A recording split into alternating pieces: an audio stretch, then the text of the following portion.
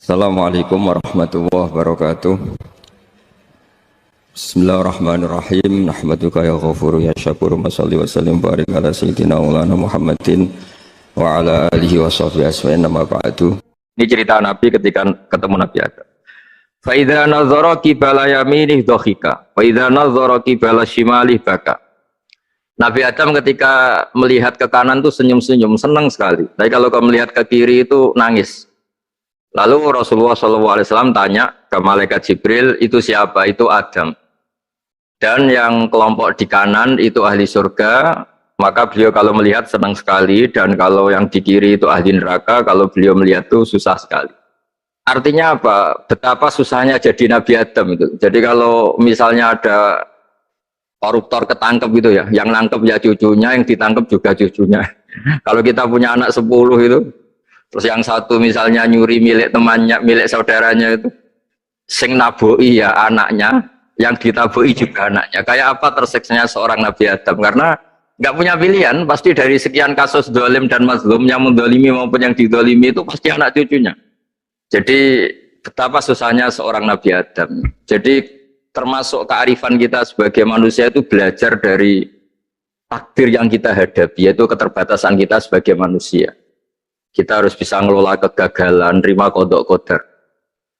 Makanya kata Mbah Mun, abahnya Gus Yasin itu sering cerita ke saya, iman itu paling dhuwur itu iman kodok kodar, khairihi wa syarrihi minallah. Kita harus punya kesiapan iman khairihi wa syarrihi minallah. Bahwa segala kebaikan, segala syar itu sudah digariskan oleh Allah Ta'ala. Kita bisa apa sebagai manusia. Jadi pertama Nabi Muhammad ketemu di as-sama idunya, langit paling dekat, itu ketemu Nabi Adam dengan kondisi seperti tadi. Kalau melihat ke kanan itu senyum karena itu anak-anak beliau, turunan beliau yang ahli surga. Kalau melihat ke kiri itu nangis karena itu cucu beliau yang ditakdir tidak jadi orang baik. Artinya kalau ada peristiwa sosial apa saja, yang satu zalim, yang satu mazlum, atau yang satu benar, yang satu salah, atau sama-sama benar tapi salah paham, itu semua adalah cucu Nabi Adam alaihi salam, dan itu membuat beliau kadang-kadang dohika, kadang-kadang senyum, kadang-kadang baka, kadang-kadang nangis. Jadi itu yang menjadikan tambahnya arifnya Rasulullah SAW. Saya teruskan, Qultu ya Jibril man hadha qal hadha Adam wa hadhil aswida an yamini wa an shimalih nasamu bani. Fa ahlul yamin ahlul jannah wal aswida allati an shimali ahlun nar. Fa idza nazara qibala yamini dohika wa idza nazara qibala shimalihi baka. Itu seperti misalnya kita punya anak 5, yang satu sukses jadi profesor doktor atau jadi orang alim, yang satu sekolah saja agak naik, misalnya sudah agak naik, ngentekno dunia itu menghabiskan harta itu kan. Tapi barokahnya itu mungkin kita mau jadi sombong nggak jadi itu karena punya anak yang nggak sukses. Mungkin barokahnya punya anak yang sukses itu meredam keangkuhan kita, terus kita menjadi orang yang sopan dengan tetangga, dengan orang lain karena dipaksa punya hal-hal yang seperti itu. Jadi semua yang ditakdir Allah kalau kita ridho itu pasti baik. Karena ya kata yang ngarang kitab hikam itu, orang tawaduk itu kalau dinasehati pakai teks saja tidak cukup. Kalau punya utang itu tawaduk sendiri gitu. Guyonannya orang-orang kiai gitu. Ada orang sombong, supaya ada sombong kalau dia ketemu orang yang ngutangin itu pasti sopan sendiri. Jadi kalau dinasehati suruh sopan susah, tapi kalau ketemu orang yang ngutangin atau ketemu orang yang dia butuh pasti dengan sendirinya sopan sendiri. Atau ketemu orang yang menjadikan anaknya dapat pekerjaan, menjadikan keluarganya dapat job pekerjaan, pasti dia sopan sendiri karena utang jasa. Nah kalau kita pasti sopan sama orang yang ngutangi kita, yang menolong kita, apalagi dengan Allah Ta'ala yang semua yang kita pakai pasti dari Allah Ta'ala. Dengan demikian sudah keharusan kita sangat-sangat sopan pada Allah Ta'ala. Yang implementasinya dengan sujud dan dengan sholat, itu juga yang dibawa dari hasil Mi'raj. Ini saya baca teksnya ya, saya tadi jam 9 baca Bukhari di Kudus sama beberapa habaib, Alhamdulillah. Sekarang saya teruskan dengan Sahih Muslim. Termasuk kitab 6 yang paling dipakai ahli sunnah itu Al-Kutubus Sittah, yang paling pokok itu adalah Bukhari Muslim. Terus kemudian naik-naik terus ketemu Marartu bi Musa alaihi salam. Ini nabinya Bani Israel. Saya kemudian ketemu dengan Nabi Musa alaihi salam. Nabi Musa itu nabinya Bani Israel. Jadi orang Bani Israel itu bawaannya itu protes. Protes itu komplain. Ketika makomnya beliau dilewati Rasulullah Shallallahu Alaihi Wasallam, kelas beliau sebagai nabi, beliau nangis. Ketika nangis ditanya, "Ma yubkika, kenapa engkau nangis ya Musa?" Terus ini saya baca supaya seperti teksnya. Kata Nabi Musa, "Rabbi hadza ghulamun ba'astahu ba'di, yadkhulu min ummatihi al-jannata aktsaru mimma yadkhulu min ummati." Ini lelaki atau nabi, nabi junior, nabi yang datangnya setelah saya, mestinya senior saya. Tapi nabi ini sukses, umatnya lebih banyak masuk surga ketimbang saya. Ini yang bikin saya nangis. Jadi pikirannya Nabi Musa kalau beliau senior, beliau lebih dulu ya umatnya lebih banyak masuk surga. Ternyata enggak, masih banyak umatnya Rasulullah Shallallahu Alaihi Wasallam. Dan ini gaya beliau yang suka protes itu berkah karena protesnya orang soleh. Saya ulang lagi, apa-apa kalau dilakukan orang soleh itu pasti barokah. Ketika Rasulullah dapat perintah 50 sholat, itu Nabi Ibrahim pertama yang dilewati karena di langit paling atas dibanding nabi-nabi yang lain. Itu Nabi Ibrahim diam karena beliau tidak punya tradisi protes. Semua nabi diam karena Allah memerintahkan pasti sudah bagus lah, sudah diukur kekuatan hambanya. Tapi ketika Nabi Musa, beliau orang pertama komplain. Dapat apa kamu ya Muhammad? Dapat 100 sholat, dapat 50 sholat.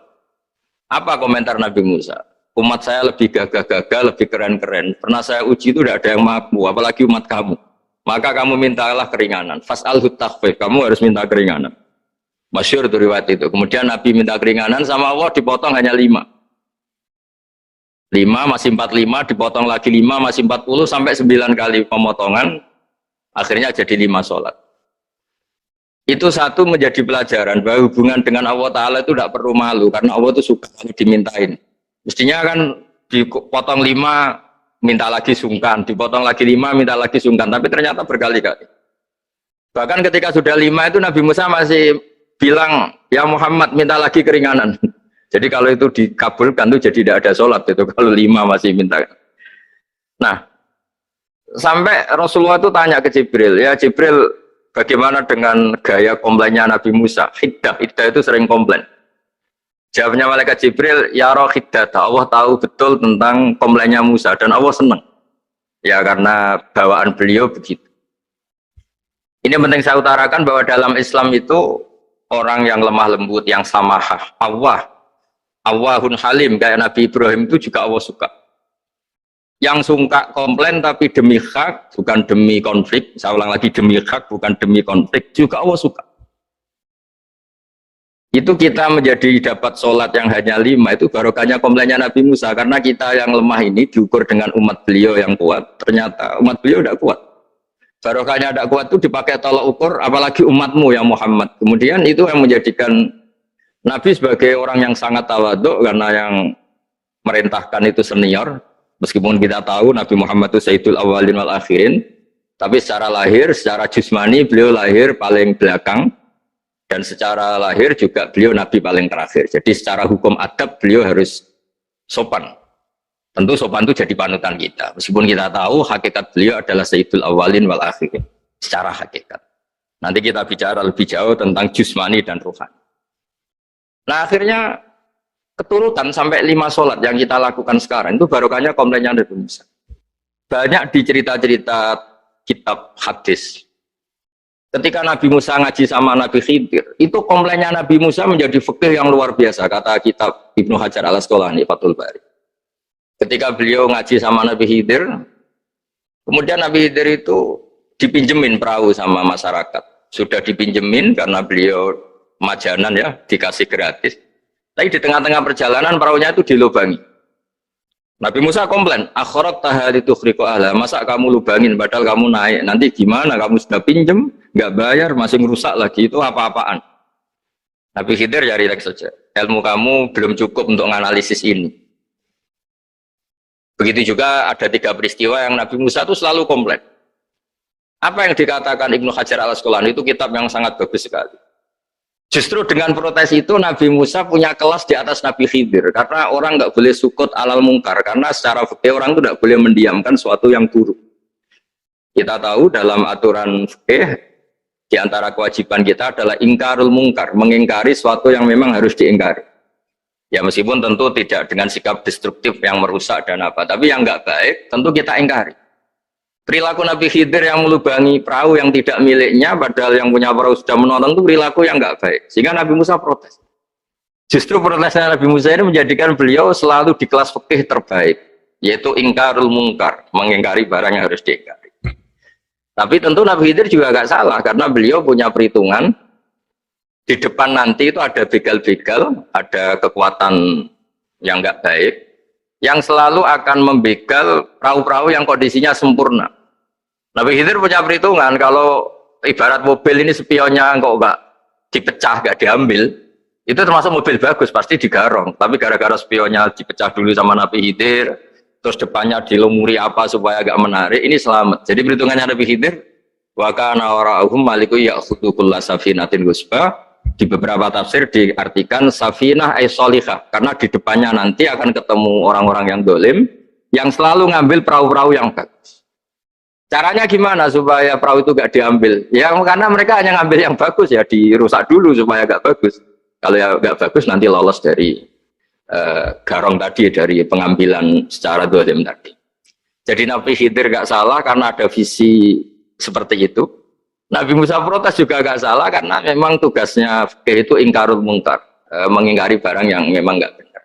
Nah, di sini seperti yang dikatakan Gus Yassin, kita harus bisa ngelola perbedaan, ngelola beda sudut pandang dan sebagainya.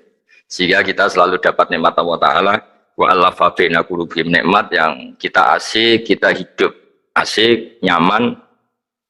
Doa-doa bapak-bapak saya, guru-guru kita sering ijazahi setiap ketemu teman atau keluarga disuruh berdoa, Allahumma alif baina qulubina wa aslih dzata bainina. Semoga hubungan kita dengan orang lain itu baik-baik saja dan semua konflik kita dibenahi oleh Allah Subhanahu wa taala. Karena kita tidak pernah tahu ya. Kita miskin kadang dianggap problem karena takut membebani tetangga. Tapi kita kaya juga kadang dianggap problem karena orang lain takut kalah dengan kita. Kita tidak pernah tahu cara pandang orang lain. Jadi kadang-kadang kita menang gitu, sama yang seneng dikira kita pemikir serius, tapi sama yang nggak seneng dikira kita merengut. Kita guyon, kata yang seneng itu luar biasa, kita dianggap orang yang ceria. Bagi yang nggak seneng dianggap arogan. Jadi kita tidak pernah bisa ngelola pikiran orang lain. Nah, barokahnya rahmat Allah yang tidak terbatas, kita seperti ini. Dan itu digambarkan oleh Allah Ta'ala ketika ketemu antar Nabi itu. Cara pandang ya beda-beda. Nabi Ibrahim itu kalau melihat orang yang nggak benar, itu ya ngendikane faman tabi'ani fa innahu minni wa man asani fa innaka ghafurur rahim. Ya Allah, yang ikut saya ya karuan kelompok saya, yang tidak ikut saya semoga engkau banyak mengampuni mereka. Nabi Nuh beda sekali cara pandang. Nabi Isa ubudiyah murni. Ketika melihat orang yang enggak benar, beliau tidak ngambil sikap. Beliau ngendikan intu adzibhum fa innahum ibadu. Kalau engkau siksa nggih monggo Gusti, itu hamba-hamba jenengan, itu terserah jenengan. Wa in taghfir lahum, kalau engkau ampuni nggih monggo, jenengan yang punya pertimbangan lebih bijak. Dan itu yang dalam banyak hadis ketika Rasulullah SAW melihat umatnya di akhir zaman yang macam-macam, Nabi ngambil sikap kayak sikapnya Nabi Isa. Sebagian riwayat Nabi mengatakan fa'aqulu kama qala al-abdus sholeh. Saya akan ngambil sikap kayak sikapnya al-abdus sholeh. Di hadis itu diredaksikan yaitu dengan redaksi intu adzibhum fa innahum ibaduk wa in taghfir lahum fa innaka antal azizul hakim. Ya, saya teruskan. Kemudian akhirnya Rasulullah SAW sampai ke Sidratil Muntaha. Wa ra'aitu Ibrahim alaihi salam wa ana asbahu waladih bih. Ketika ketemu Nabi Ibrahim, hubungan Rasulullah itu sangat emosional. Beliau yang pertama diceritakan, saya ketika ketemu Nabi Ibrahim itu senang sekali karena ternyata saya ini cucu beliau, turunan beliau yang paling mirip beliau. Jadi ini unik, dari sekian peristiwa besar, peristiwa langit, kemudian Nabi ada hubungan emosional yang luar biasa ketika ketemu Nabi Ibrahim. Pertama yang dikatakan Nabi, wa ana asbahu waladihi. Saya adalah cucu yang paling mirip beliau. Dan ini kita tahu akhirnya di semua syariat kita istilah resminya itu anit tabi millata Ibrahim hanifah. Di istilah resmi agama kita millata abikum Ibrahim, agama leluhur kamu Ibrahim. Kita ketika baca sholawat Allahumma sholli ala sayyidina Muhammad, terusannya juga kama sholli ta'ala sayyidina Ibrahim wa ala ali Ibrahim.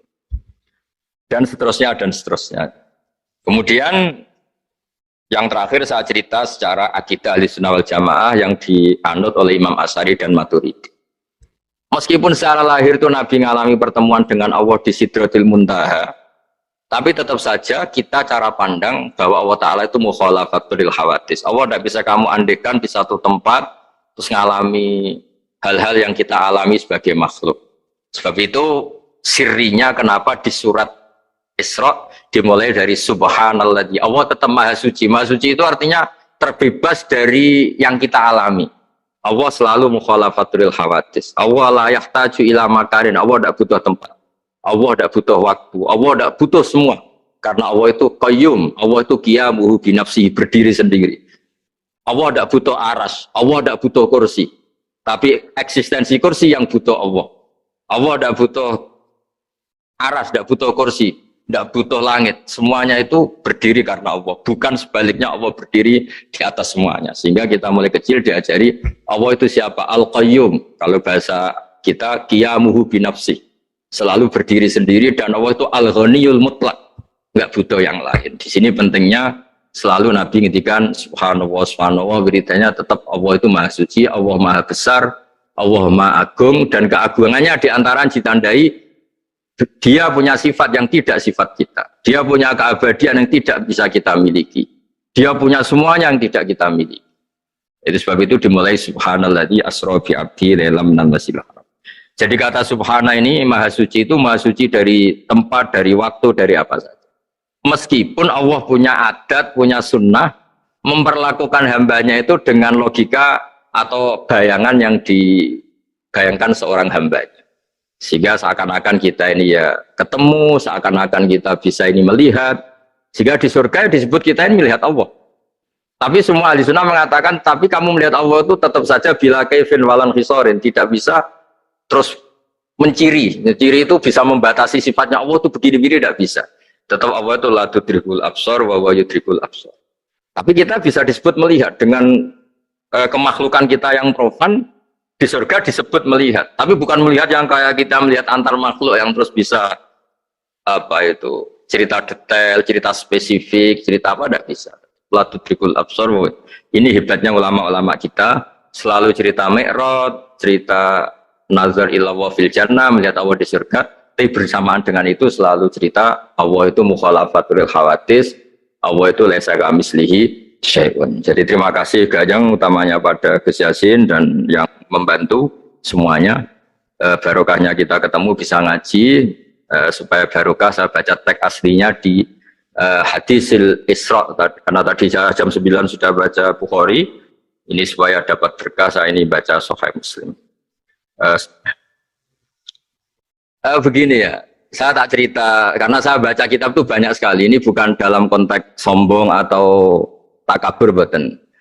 Saya cerita baca kitab banyak itu supaya sampean tahu bahwa pikiran saya ini mamluk, dipenuhi dengan pikiran-pikiran ulama dulu karena saya sering baca. Jadi tidak pikiran saya sendiri. Khusyuk itu maknanya takut. Ya takut itu ya maknanya takut.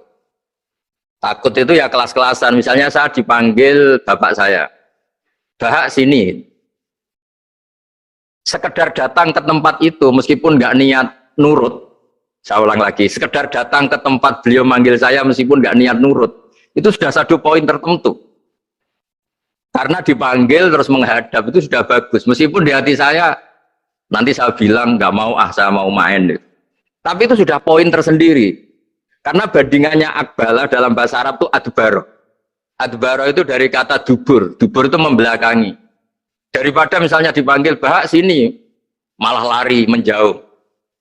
Membelakangi. Kalau dalam bahasa Arab adbaro, adbaro itu menjadikan duburnya di belakangnya. Makanya bandingannya akbala itu menghadap dengan muka. Kalau adbaro orang di belakangi pakai duburnya. Makanya dalam bahasa Arab disebut adbaro. Nah, sehingga terburuk dari seorang hamba itu adbaro, dipanggil ndak moro, dipanggil ndak menuju yang dipanggil, malah menjauh. Nah menjauh ini dalam bahasa Arab itu kadang dibahasakan tawalla. Tawalla itu mengingu itu menghindari, atau adbaro membelakang. Jadi kalau Anda sholat kok masih sering salah, dan saya yakin semua orang juga gitu, kalau nggak nabi, nggak wali itu ada ya kesalahan-kesalahan yang tidak fatal-fatal banget, karena ada kebaikan yang Anda lakukan, yaitu ketika Anda dipanggil, Anda istijabah, Anda mengiyakan dengan menghadap. Ya itu sudah bagus. Nah setelah menghadap ternyata Disuruh apa itu tidak nurut.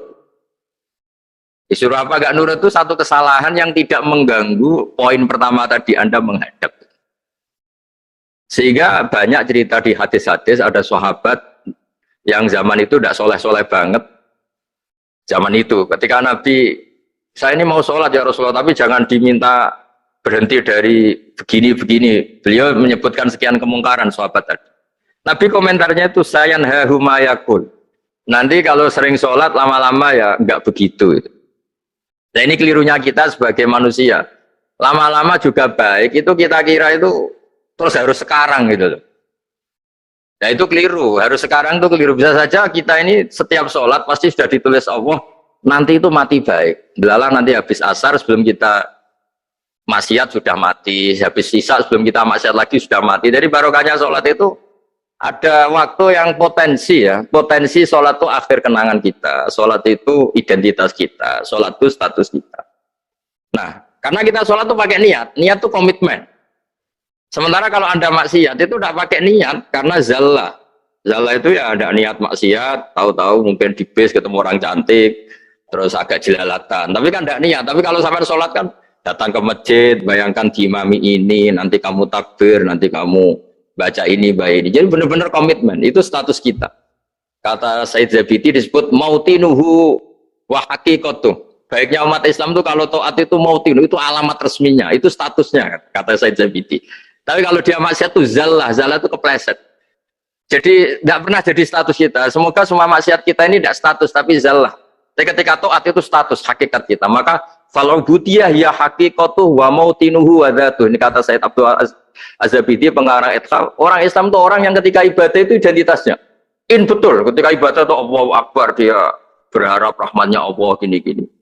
Nah ketika salah dia zallah, dia ngantor ya ada niat korupsi, dia ingin memenai negara ini, dia nyai juga agak ingin macam-macam gitu. Ya tapi karena manusia terus ada zallah. Nah semoga semua kesalahan kita ini zallah itu ya cara Jawa kepleset, tidak mental. Dan semua kebaikan kita ini mental, yaitu kebaikan yang jadi tempat kita, identitas kita, haqiqatuh wa mautinuh wa dzat.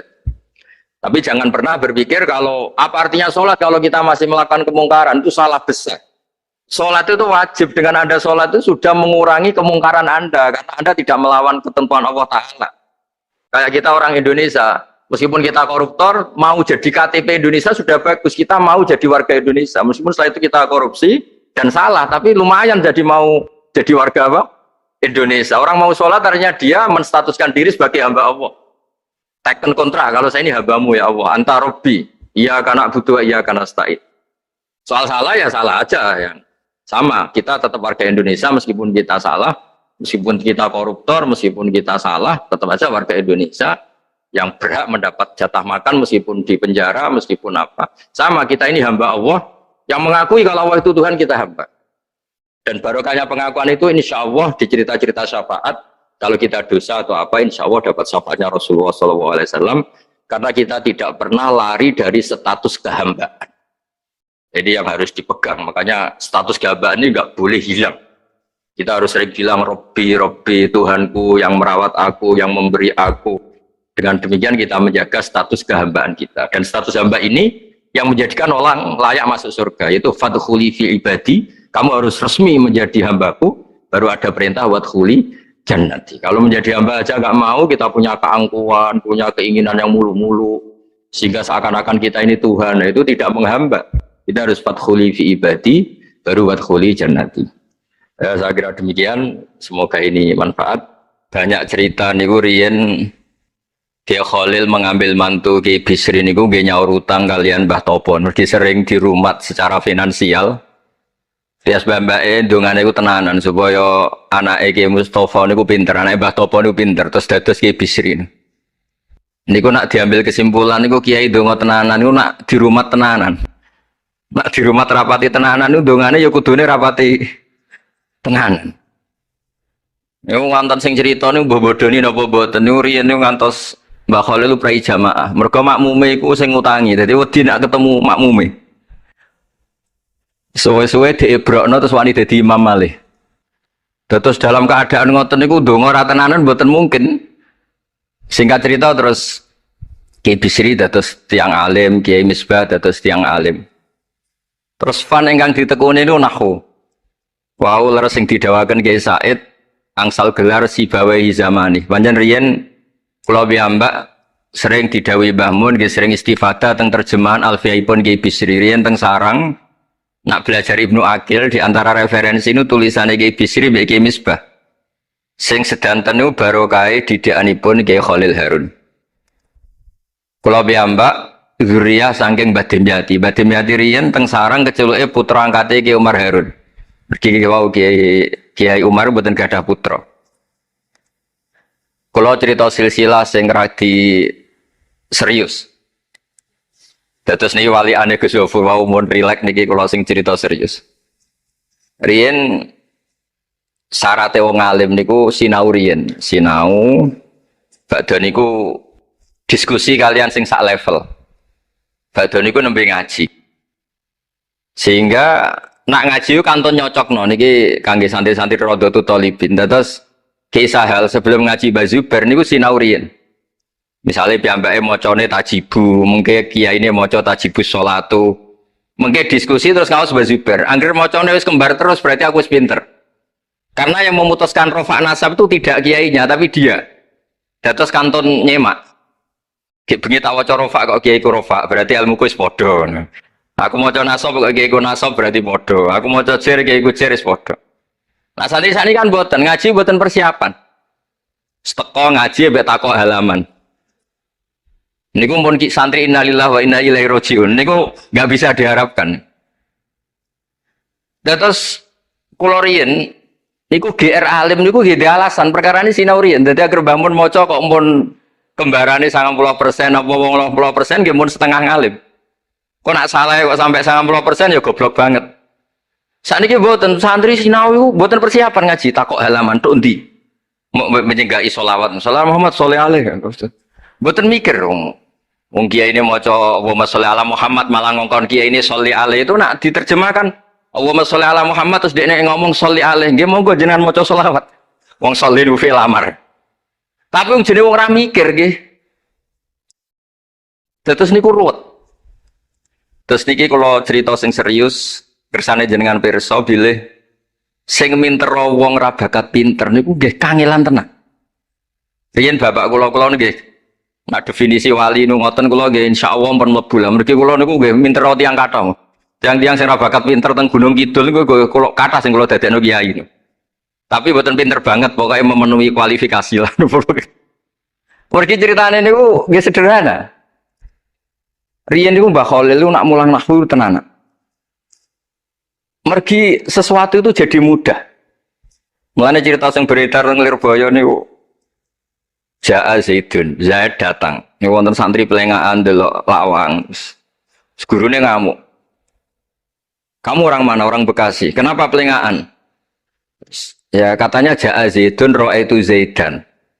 Habis Pak Guru bohong. Katanya Zaid datang melihat Zaid ternyata orangnya enggak ada.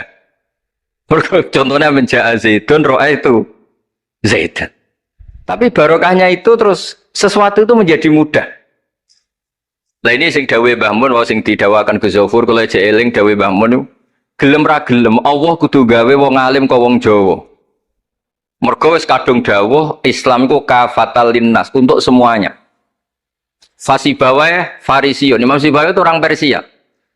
Imam Ghazali juga Tos itu Persia. Banyak orang alim dari Irak itu Babylon, itu tidak Arab. Karena Islam ini kafatal linnas. Makanya gelem ra gelem guyonane Mbah Mun niku Allah kudu gawe wong-wong koyok Warijo, koyok Kirun kudu dadi wong alim. Guling-gilingan nak Islam tidak milik orang Arab saja tapi kafatal linnas. Niku nak cara Mbah Mun. Dadi mumpun dadi janjine pangeran. Mulane sing mondok Arab nggih monggo, sing mondok pundi mawon nggih monggo, tapi Kiai Jawa tetep ndek jatah alim. Mergo niku mumpun kuota. Mumpun kuota. Terus riyen Mbah Fadl sing diceritakno Gus Zofur niku tiyang alim mboten mondok teng putih teng Jawa. Mbah Sahal riyen alime nggih mondoke di antarane teng Sarah. Mergo mun jatah. Islam iki dawuh Mbah Mun kafatal linnas. Mulane Allah kudu gawe wong alim-alim sing wong Persia, wong Jawa, wong Cina. Yang Imam Sibawae ini buatan tiang Arab. Mulane piyambake ra frustasi nak debat mbek wong Arab. Masyhur yen ada ahli nahwu sing tiang Arab, namine Kisai. Piyambake Sibaweh tiang Persia. Niku didu kalian seorang raja di depan umum kan maca qad kuntu adzunnu annal aqrab asyaddulas atan minaz zambur faidzan hiya faidzan huwa hiya atau faidzan huwa iya. Jari Imam Sibaweh rofa, jari Imam Kiswai oleh rofa oleh nasok. Terus akhirnya dalam perdebatan itu antuma ro'isa baldatikuma, kamu ini ketua dua negara anda karena anda yang terbaik. Lalu famanil hakim, terus keputusan ini di tangan siapa? Kamu orang terbaik di negara kamu semua. Terus yang bilang hadil Arab, ya orang Arab semua ini kita konsensus polling. Semua orang Arab bilang Imam Kisai.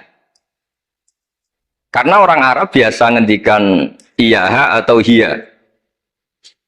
Akhirnya Imam Sibawai itu frustasi. Mereka dipermalukan di depan umum. Kila karena dalika sababa wafatih, sababa mautih. Bahwa peristiwa itu yang menjadikan Imam Sibawai kabundut. Kok dipermalukan di depan umum? Imam Sibawai keyakinannya tetap bersikeras. Setelah idza fujaiyah itu rofa. Karena beliau ikut fusha saja. Fa idza hiya hayatun tas'a. Faidah hiya baydha'ul linadirin. Semuanya itu rofa. Beliau nggak bisa nerima konsep nasab. Terus tapi Imam Sibawai yang ngalami dipermalukan itu jadi barokah yang sak dunya. Yaitu karena dia orang Persia, belajar nahwu harus yang fusha saja. Barokahnya itu orang-orang non Arab itu bisa belajar nahwu. Karena nggak perlu latihan min aina ji'ta diwaca minin jid. Fi aina batuka diwaca fan batnuk. Cara sampean latihan Arab nakal tambah goblok. Mereka terus ribet. Orang Arab itu kalau ono wong Jawa mangan, sak piring kok wis wareg itu takok fi aina batnuka itu fan batnuk. Kan tambah pusing. Nak temudi kan boten. Fi aina batnuka. Min aina jita. Sehingga ora perlu mikir minen jit. Terus dawe Bamun barokah fusha itu terus nahwu itu bisa digeneralisir. Akhirnya terus pilihannya Alfiyah. Kila diantara sing betul Alfiyah pertama nu Kiai Khalil Bangkalan. Mergi teng silsilah wau sing dirawakan Kiai Said diantara gurunipun Mbah Khalil Harun Kiai Khalil Bangkalan. Kula piyambak menyaksikan dalam manaqibnya Syekhona Khalil, beliau ngaji sama Said Zaini Tahlan. Said Zaini Tahlan gurune Said Abi Bakar Sato yang ngarang I'anatut Thalibin. Terus kalau misalnya saya pakai sanad Mbah Maimun, Mbah Mun, Mbah Zubair, Mbah Fakih Mas Kumambang, Kiai Mahfud Termas, Sayyid Abi Bakar Sato, Sayyid Zaini Tahlan. Kalau pakai Mbah Mun, Mbah Karim atau Mbah Manap, Syekhona Khalil, ini langsung dugi Sayyid Zaini Tahlan. Jadi a'la sanadan kalau pakai jalur Mbah Mun, Mbah Karim, Syekhona Khalil langsung Sayyid Zaini Tahlan. Sama kalau pakai sanad keluarga sini misalnya Mbah Khalil Harun langsung ke Syekhona Khalil, langsung dugi Sayyid Zaini Tahlan. Nah silsilah keulamaan ini penting karena dulu iki cerita mawon. Sing ora bakat ngalim di ngalimno, tetep dadi kiai. Sing wis bakat alim di makrifatno. Termasuk makrifate Said Zabidi niku sing nyekseni tiyang Jawa. Ya niku Mbak Abdul Manan. Terus riyen cerita-cerita tentang legenda silsilah Kiai Jawa niku Mbah Hasan Besari ini keluarga kerajaan pun di duit, pun ngertos dunia internasional. Kepengen mondok teng Mekah. Mbah Hasan Besari sing terkenal yo. Akhirnya ngajak kancane namanya Abdul Manan niku tiang termes, tiang desa. Dijak akhirnya mondok teng Mekah, dados tiang alim. Termasuk ndherekaken Said Zabidi dugi Mesir, Shahibul Ithaf. Ki Abdul Manan gak ada putra alim alama namanya Ki Abdullah. Ki Abdullah gak ada putra namanya Ki Mahfud. Dugi Kiai Mahfud niki cerita sing terkenal niku kepanggih Mbah Munawir. Kila niku murid guru wakila konco. Sing jelas saingan dadi wali perkaranen. Mbah Mahfud itu ora trimo, tapi ora trimo sae hiro kalau dalam bahasa Arab gopto ta hiro. Sopo sih kok ana wong sak tawafan khatam Quran. Dados sing kula tambahi Gus Sulilak dadi wali ku sak tawafan khatam Quran. Mboten maca ithaf dalu-dalu seneng Gus penggane rokokan dalu-dalu maca kitab malah seneng. Kon molekan. Niku akhirnya kepanggih terus Kila niku Kiai Mahfud pesen Muhammad ini kan betul teng Indonesia. Mulane Gus Muhammad akhirnya dadi kiai Quran. Di pondokno teng Termas bareng-bareng Bali Maksum, Gus Habib, niku sedanten terus ngaji Mbah Dimyati Termas. Kalau nanti diceritani Mbah Mus mriki meledake muridnya Mbah Khalil Harun di antara sebabnya niku Mbah Dimyati Termas wafat. Terus sebagian santri-santri ageng udah ngaos teng Kasingan teng Mbah Khalil Harun. Walhasil terus Gus Muhammad itu dados ngapal Quran alim. Terus dipek mantu tiang sugih namanya Kaji Taslim. Terus akhirnya urip teng Betengan. Gak ada putra Ki Harir samangke wonten Gus Muhammad. Jadi Muhammad bin Harir bin Muhammad bin Mahfud bin Abdullah bin Abdul Manan. Niku pun dugi Shahibul Ithafus Sadat Al-Muttaqin. Saraipun kitab napa? Ikhya. Niku nak ngarang. Niki cerita niku nak ngarang jen luar biasa. Kitab 14 juz. Niku kabeh berilmu, boten dipenuhi cerita-cerita yang boten penting, semuanya berkualitas. Yang paling saya kenang dari, dan ini sekaligus kalau terakhir muludan ini. Yang paling saya kenang dari statement beliau, dari ngendikan beliau itu begini. Wan Nabi sallallahu alaihi wasallam wa in jalla qadru muhtajun ila rahmatihi ta'ala wa fadli. Dari cara pikiran beliau itu, umat ini setelah Nabi Isa. Penggemar Nabi Isa itu salah dalam mendudukkan Nabi Isa, berlebihan sampai mengatakan Isa ibnu Wah. Yang benci juga berlebihan sampai mengatakan Isa itu waladuz zina, yaitu orang-orang Yahudi. Tapi kata Said Zabidi, hadil ummah ma'sumatun min dzalika kullih. Umat ini akan diselamatkan, pecinta Rasulullah Shallallahu Alaihi Wasallam itu akan diselamatkan dari dosa atau kesalahan-kesalahan orang Nasrani melihat Isa. Barokahnya apa? Barokahnya sholawat. Yaitu umat ini wiridan Allahumma sholli ala Sayyidina Muhammad. Allahumma itu pemberi, Muhammad apapun jalla qadruh penerima. Sehingga kita baca sholawat itu sekaligus menunjukkan mahabbah kita ke Rasulullah Shallallahu Alaihi Wasallam, bahwa beliau makhluk terbaik, manusia terbaik, yang paling layak dapat askas sholawat, askat tahiyat dari Allah Ta'ala. Tapi tetap saja Allah ini pemberi, Rasulullah ini penerima. Sehingga umat ini tidak akan mendudukkan Rasulullah setingkat Allah. Yaitu yang disebut burdah da'mat ta'atun nasara fi nabihimi wahkum bima syi'ta madhan fihi wahtakimi. Pokoknya silahkan memuja Nabi Muhammad setinggi langit asal da'mat ta'atun nasara. Tinggalkan kesalahan yang dilakukan orang Nasrani. Nah itu kata Said Zabidi, cukup kowe maca sholawat. Karena dengan baca sholawat berarti Allahumma sholli ala Muhammad, Allah pemberi, Nabi apapun agungnya penerima. Jadi sampean nyebut Allah, yaitu Jalla Jalaluh, menyebut akrobu habaibi akrobu asfiyahi. Nah itu ini cerita. Jadi kita ini dididik orang-orang spesial. Saya dididik Mbah Mun, dididik Bapak, dididik guru-guru yang lain. Beliau dididik Mbah Zubair di antara gurunya Mbah Karim, Mbah Fakih. Mbah Fakih dididik Mbah Mahfud dididik Ki Abdullah dididik Ki Abdul Manan. Ki Abdul Manan ini dididik yang ngarang kitab Ithafus Sadatil Muttaqin. Terus di situ diterangkan sanad beliau sampai ila Rasulillah Shallallahu Alaihi Wasallam. Maka dengan seperti ini baca sholawat itu kualitasnya luar biasa. Ini bukan sekedar sholawat. Mari kadang-kadang kita ini kan wong Jawa ya, kayak piye maca sholawat sakmene duwe akeh, maca sholawat sakmene naik pangkat. Ini yang terus cara kula niku ape diberantas iku lumayan gak moro Gunung Kawi. Tapi disetujoni kok kabeh kok dikompensasi materi. Jadi ribet jadi kijowon. Kalau mereka tidak punya sarana tawassul, engkau moro Gunung Kawi itu ya kedusan. Tapi mau sholawat ben dadi bupati, engkau nara mandi nang nyalahno sholawat. Jadi kijowon ya bingung. Nah sampean ra bingung berarti rong kiai, jadi gapane. Tapi apapun itu, dawe Said Zabidi wa Rasul wa Muhammad wa injalla qadruh muhtajun ila rahmatihi ta'ala wa fadli. Itu mutiara yang luar biasa.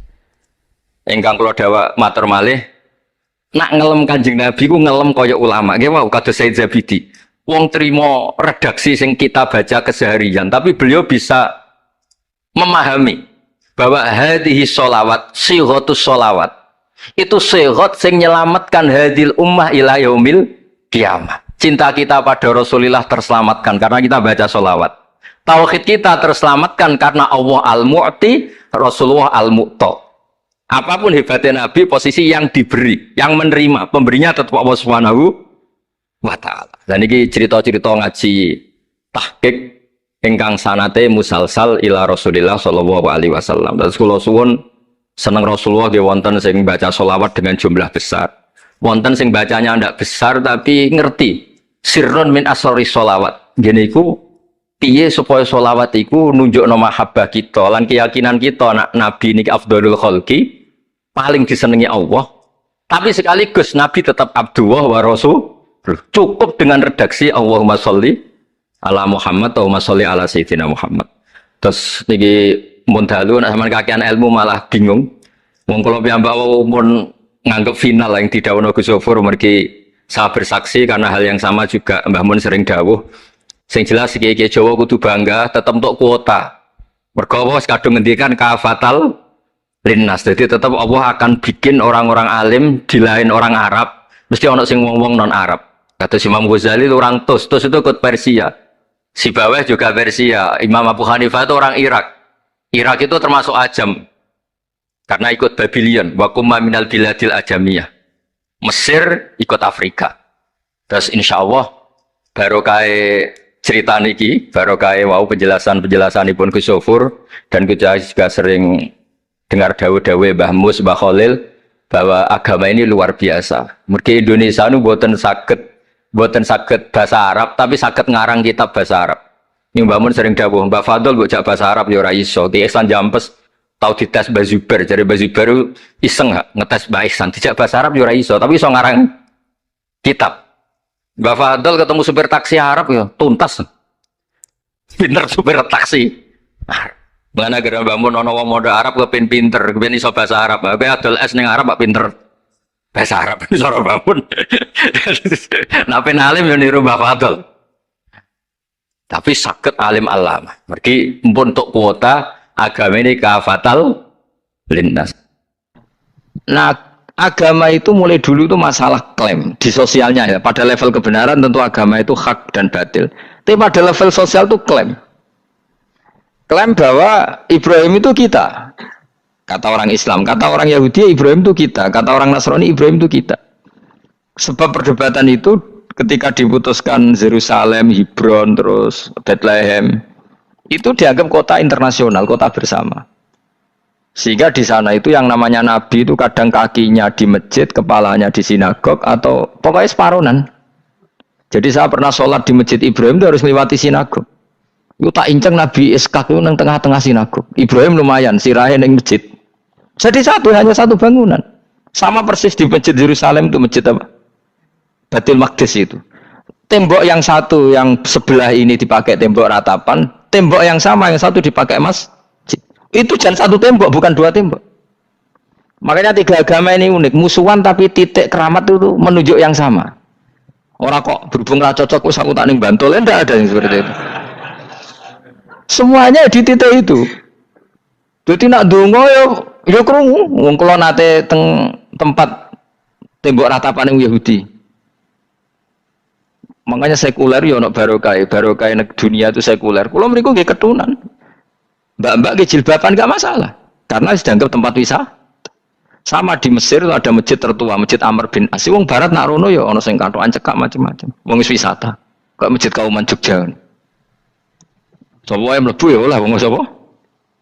Wisata. Maksudnya kan banyak turis yang ke situ posisi enggak berpakaian apa? Islami senajan to mok ning jowo di Masjidnya Amr bin As sama. Nah pertanyaannya gini, satu-satunya yang bisa meyakinkan umat Islam kalau Ibrahim tidak Yahudi dan Nasrani ya dawuh pangeran. Kenapa? Karena secara fisik makamnya itu di kawasan apa? Yahudi. Nabi Daud para meneh sak kemule itu tembok bintang kejora kabeh. Bahkan kalau ziarah ke sana kudu maca ala Yahudi dulu. Piye? Nabi Daud sing. Nah di sini ini pentingnya nyuwun sewu, pentingnya dengan tanda kutip pentingnya politik. Jangan-jangan makam-makam itu terserah otoritasnya. Andai kan Indonesia itu menang Wahabi, mungkin makam-makam tulis sentral kemusyrikan, awas bahaya. Karena yang menang Aswaja ya tempat barokah. Ya tinggal yang nulis. Nah ini yang kita khawatirkan. Ibrahim mengalami seperti itu. Andai kan dulu yang menang 100% Umar atau Salahuddin Al-Ayyubi, mungkin Ibrahim itu enggak lagi ada sinagog di seputar Nabi siapa? Ibrahim. Semuanya emas. Tapi sekarang enggak, karena dikuasai dunia internasional itu jalan kakinya di sinagog. Ishak malah total, Ishak gitu. Yakub malah total, semua tubuhnya di sinagog, karena Yakub itu nama lainnya siapa? Israel. Ya, nama lainnya Yakub siapa? Makanya Yakub bin Ishak bin Ibrahim. Lah Yakub punya anak namanya Yahuda. Paham ya? Makanya Yahuda bin Yakub bin Ishak bin Ibrahim. Yahuda punya dulur yang li'ab 12, yang dulur punya dulur li'ab itu 2, Bunyamin sama siapa? Yusuf. Ya Bunyamin Yusuf ini sakit. Yang lainnya berapa? 11. Itu 10 kan, berarti 10. Pokoknya bangsa itu berapa itu? Lah itu li'ab hanya berapa? Ada li'ab, ada apa? Sakit. Nah Yusuf nasibnya paling untung Nabi Yusuf. Orang Kristen nama Yusuf sama orang Islam jenenge Gus Yusuf itu banding. Ya. Daniel enggak ya? Keok ya? Sarah? Keok kita. Yusuf banding ya? Non muslim nama Yusuf banyak ya? Islam Kiai Yusuf juga banyak. Mustafa Rawono ya? Islam kabeh aja nih, meskipun gak wong pilihan deh nih. Mustafa sing jeneng-jeneng saya gak mboten ora ono maknane. Makanya saya itu mikir. Nah, terus perdebatan sejarah itu mesti mengacu ke Duriyah. Duriyah itu komunitas. Nabi Ibrahim itu, kita ikut partai Ismail saja ya, supaya jelas ya. Ismail itu lahirnya di Palestina, di Syam, dibawa ke Mekah. Tapi mari kula nu rodok setuju gak mari dadi utek kula niku wis rodok iku. Utek kula niku kan anut kaul sing paling akwa. Sampean anut sing tahu krungu pertama, kan angel ya dadi sambung. Tapi sudahlah, saya tak kompromi saja ikut siapa? Ismail. Ismail itu kemudian ketika Islam, saya ulang lagi, ketika Islam mengklaim juga agama Ibrahim, itu orang Yahudi mencibir. Kamu kok bilang agama Ibrahim itu alasannya apa? Kita ini yang ikut Ibrahim, kata orang Yahudi, karena kita orang Palestina, kita orang Yerusalem. Terus Nabi Muhammad memberi penjelasannya, tentu diajari Allah, Ibrahim itu pernah hidup di Mekah. Buktinya fihi ayatum bayinatum maqamu, jejak kakinya di situ, jejak kesejarahnya di situ, yaitu istrinya pernah dibawa ke Safa dan Marwah, yaitu peristiwa Hajar nyari apa? Air. Lalu Ibrahim dan Hajar ini punya anak namanya siapa? Ismail, dan itu namanya Abul Arab. Jadi Abul Arab itu Ismail. Bukan Ibrahim. Kenapa kok tidak Ibrahim? Karena Ibrahim juga Abu Syam. Ibrahim masih milik bersama. Yang mulai benar-benar hidup di Mekah itu siapa? Ismail. Maka dulu perdebatan antar para peneliti agama, itu lalu Adnan itu siapa? Makanya terus diputuskan, wa adnanu bila roibin inda dzawil ulumin nasabiyah ila dzabihi Ismaila nisbatuhu wa muntama. Lalu pertanyaannya, orang Yahudi yang di Palestina tetap mengklaim kalau mereka turunan siapa? Ibrahim, dan menduga Ibrahim adalah Yahudi. Islam darani Ibrahim Islam. Ya sudah, seperti itu tuh nasib agama, akan begitu terus ila yaumil qiyamah. Kita tentu iman status Ibrahim, maka anak Ibrahimu Yahudiyah wala Nasraniyah. Nah, kenapa harus Quran ngendikan? Karena secara fisik atribut Ibrahim itu sekarang makomnya itu dikuasai Yahudi, akhirnya dikuasai Israel akhirnya juga. Jadi gampangannya ini loh. Umpama Nabi Ibrahim di makom ning Indonesia terus dikemuli ayat kursi, kan aman. Paham tuh kita? Angel temen terang kowe. Mesti diarani Islam. Nah, tapi di makom ning Israel dikemuli bintang kejora. Paham ya? Maka mau tidak mau tetap ada perebutan otoritas politik. Makanya di sini ini Sayyidina Umar ngotot kepengen nalokno Romawi. Maksudnya Romawi sing nguasai Palestina. Tenan kasil. Akhirnya Nabi Ibrahim total ning masjid. Ngalin kono jeneng Masjid Umar. Mergo sing naklukno awal sedurunge Salahuddin Alayubi sinten? Tapi gak suwe kalahne wong Islam. Lagi menangne Rasuluddin apa? Terus kalah meneh, terus saiki dadi kota modern nih. Dikelola secara internasional, dianggap kota tiga nopo agama. Ya wes. Nah kita is ngimani Quran wae ora usah ndelok bukti fisik. Mergo nek bukti fisik iku beberapa nabi makome ning Israel sing status notabene niku Yahudi. Lalu Yahudi itu apa? Awas kena anut aku. Usah pinter lah sementara anut aku. Karena ini sekali salah itu fatal. Yahudi itu siapa? Yahudi itu nama agama, apa nama marga, apa nama sekte. Terus orang tuh gak tahu mikir meneh. Dikira Yahudi itu nama agama, apa nama sekte. Israroh gus tahu mikir. Ya usah ora roh enak. Jadi Yahudi itu jeneng wong itu Yahuda bin Yakub bin Ishak bin Ibrahim. Lalu nama ini ya tetap tauhid. Tapi pertanyaannya, apapun tauhid kamu tetap akan disalahpahami oleh penulis sejarah. Maka sejarah itu sekali sing nulis salah, tetap selawase kurbane yo salah. Misalnya kok Siti Jenar, kita kan tidak pernah tahu Siti Jenar persis piye. Kabeh nulis misalnya dekne wahdatil wujud. Akhirnya dekne tersangka wahdatil wujud manunggaling kawula Gusti. Tapi ada juga penggemar Siti Jenar. Siti Jenar udah diwali, wali songo hasud. Barang dipateni wangi, dan ketok elek digenti asu. Jadi sing ketok elek wali songo ning versi penggemar Siti Jenar. Aku lah termasuk turunan Sunan Kudus ning catatan. Iku paling mangkel mbek ketoprak. Perkara men kalah mbek Saridin ceritane. Sajane ya mangkel, tapi sing gawe ketoprak iku tau sowan aku. Tak takoki lho kowe gawe ketoprak ngono piye iki mergawi Gus ora ono hubungane bener apa salah ya. Bar sih. Ini gue cerita Saridin kali Sunan Kudus sampean kalah. Berarti ini buyutku cah ketok ya luwih kondang. Ya sudah seperti itu. Nah, khawatir kita kalau kita sudah ada hafal Quran, ada hafal hadis, nanti orang nulis sejarah itu seenak-enaknya. Makanya nyuwun sewu kados orang yang tidak ahli sunnah kan gawe film gambarannya Umar nyiksa Sayyidah Fatimah. Akhirnya ada orang yang benci siapa? Umar. Tentu kita nggak percaya itu. Kita lebih percaya kalau Umar sangat menghormati Sayyidah siapa? Fatimah, Sayyidah Aisyah dan sebagainya. Nah, makanya hati-hati baca sejarah itu di sini. Karena ya sudah seperti itu. Dulu kita kerepotan kan memasukkan Kahar Mudzakkir jadi pahlawan apa? Nasional karena ada yang cerita ini dulu pernah ikut apa itu dan macam-macam. Kita sering kesulitan melacak sejarah. Oke lah kalau nah bayangkan kalau itu sejarah Nabi. Agama satu bilang Ibrahim Yahudi, agama satu bilang apa? Nasrani.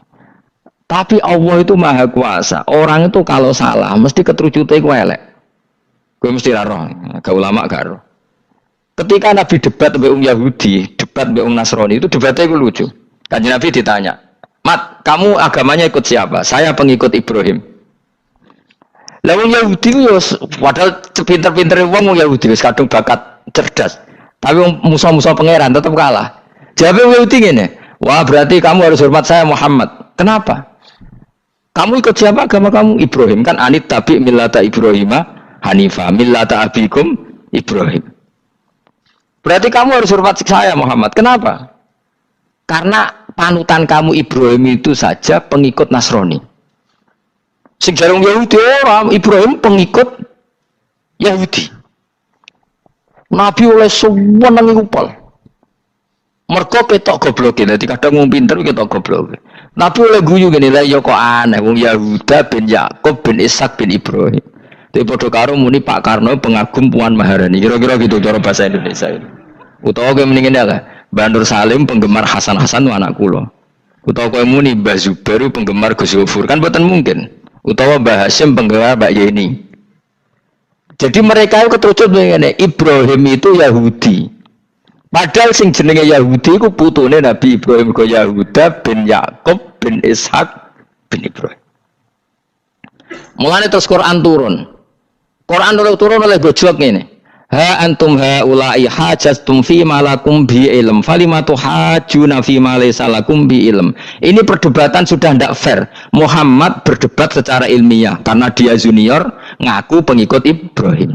Tapi kamu Yahudi Nasrani pendapat kamu itu abal-abal. Masa Ibrahim pengikut Musa? Padahal Musa dan Ibrahim dulu Ibrahim. Masa Ibrahim pengikut Yahuda? Padahal Yahuda itu cucunya Ibrahim. Makanya Quran gojloke wama unzalati Tauratu wal Injilu illa mim ba'di.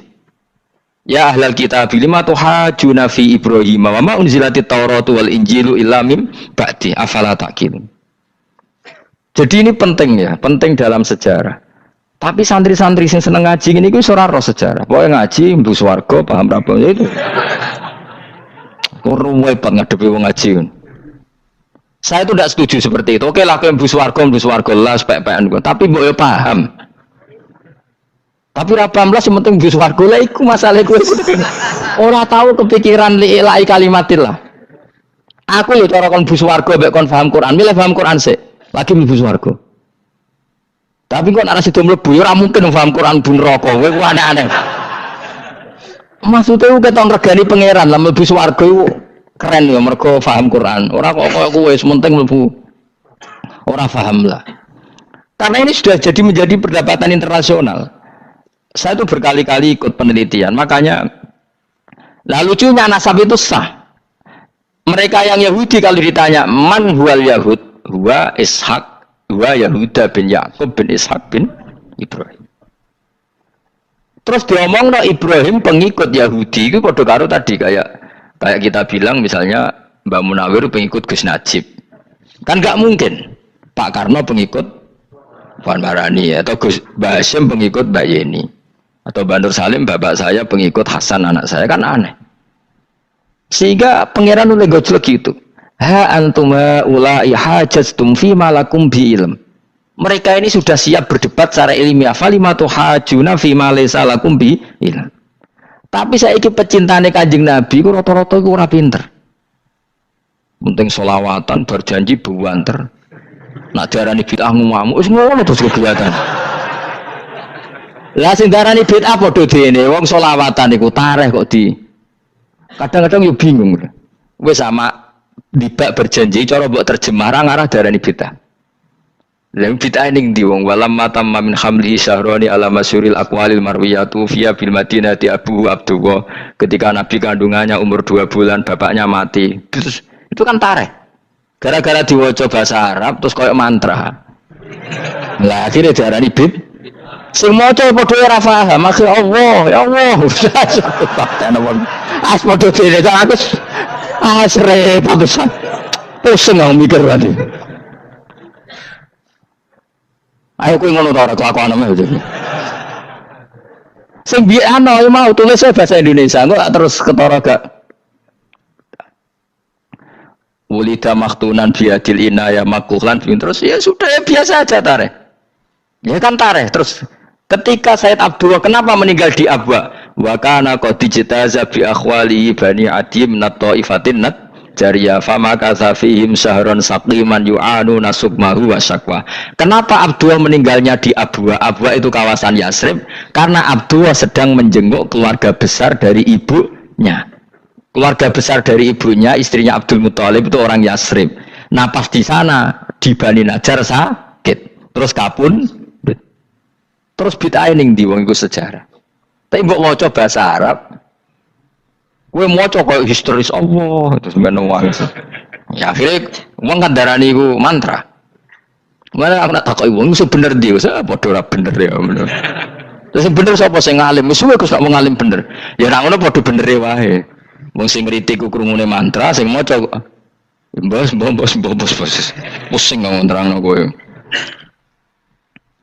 Nah, problemnya agama itu seperti itu. Yang diikuti orang banyak. Itu di makamnya Nabi Dawud itu ya sudah wiridan ala Yahudi. Sama sekali. Saya sampai nangisi Nabi Dawud. Karena makamnya itu total dirawat ala mereka. Jogja juga ngalami gitu, Jakarta, Rembang nanti juga ngalamin gitu. Banyak raja itu wali, tapi waris-warisnya sudah nyuwun sewu orang abangan, terus misalnya dikasih sesajen. Orang ono yasine tapi mau sesajene mau apa kalau makamnya memutuskan seperti itu, penjaga makamnya itu. Mulane kena dadi wali nggo anak putumu, muridmu wali, nak ora repot, guri-guri dikai sajen. Itu di Gunung Kawi itu ada makam santri, tapi itu mek sugihan piye aja. Iku ruhe nangis tenan. Banyak seperti itu, enggak usah ditua banyak.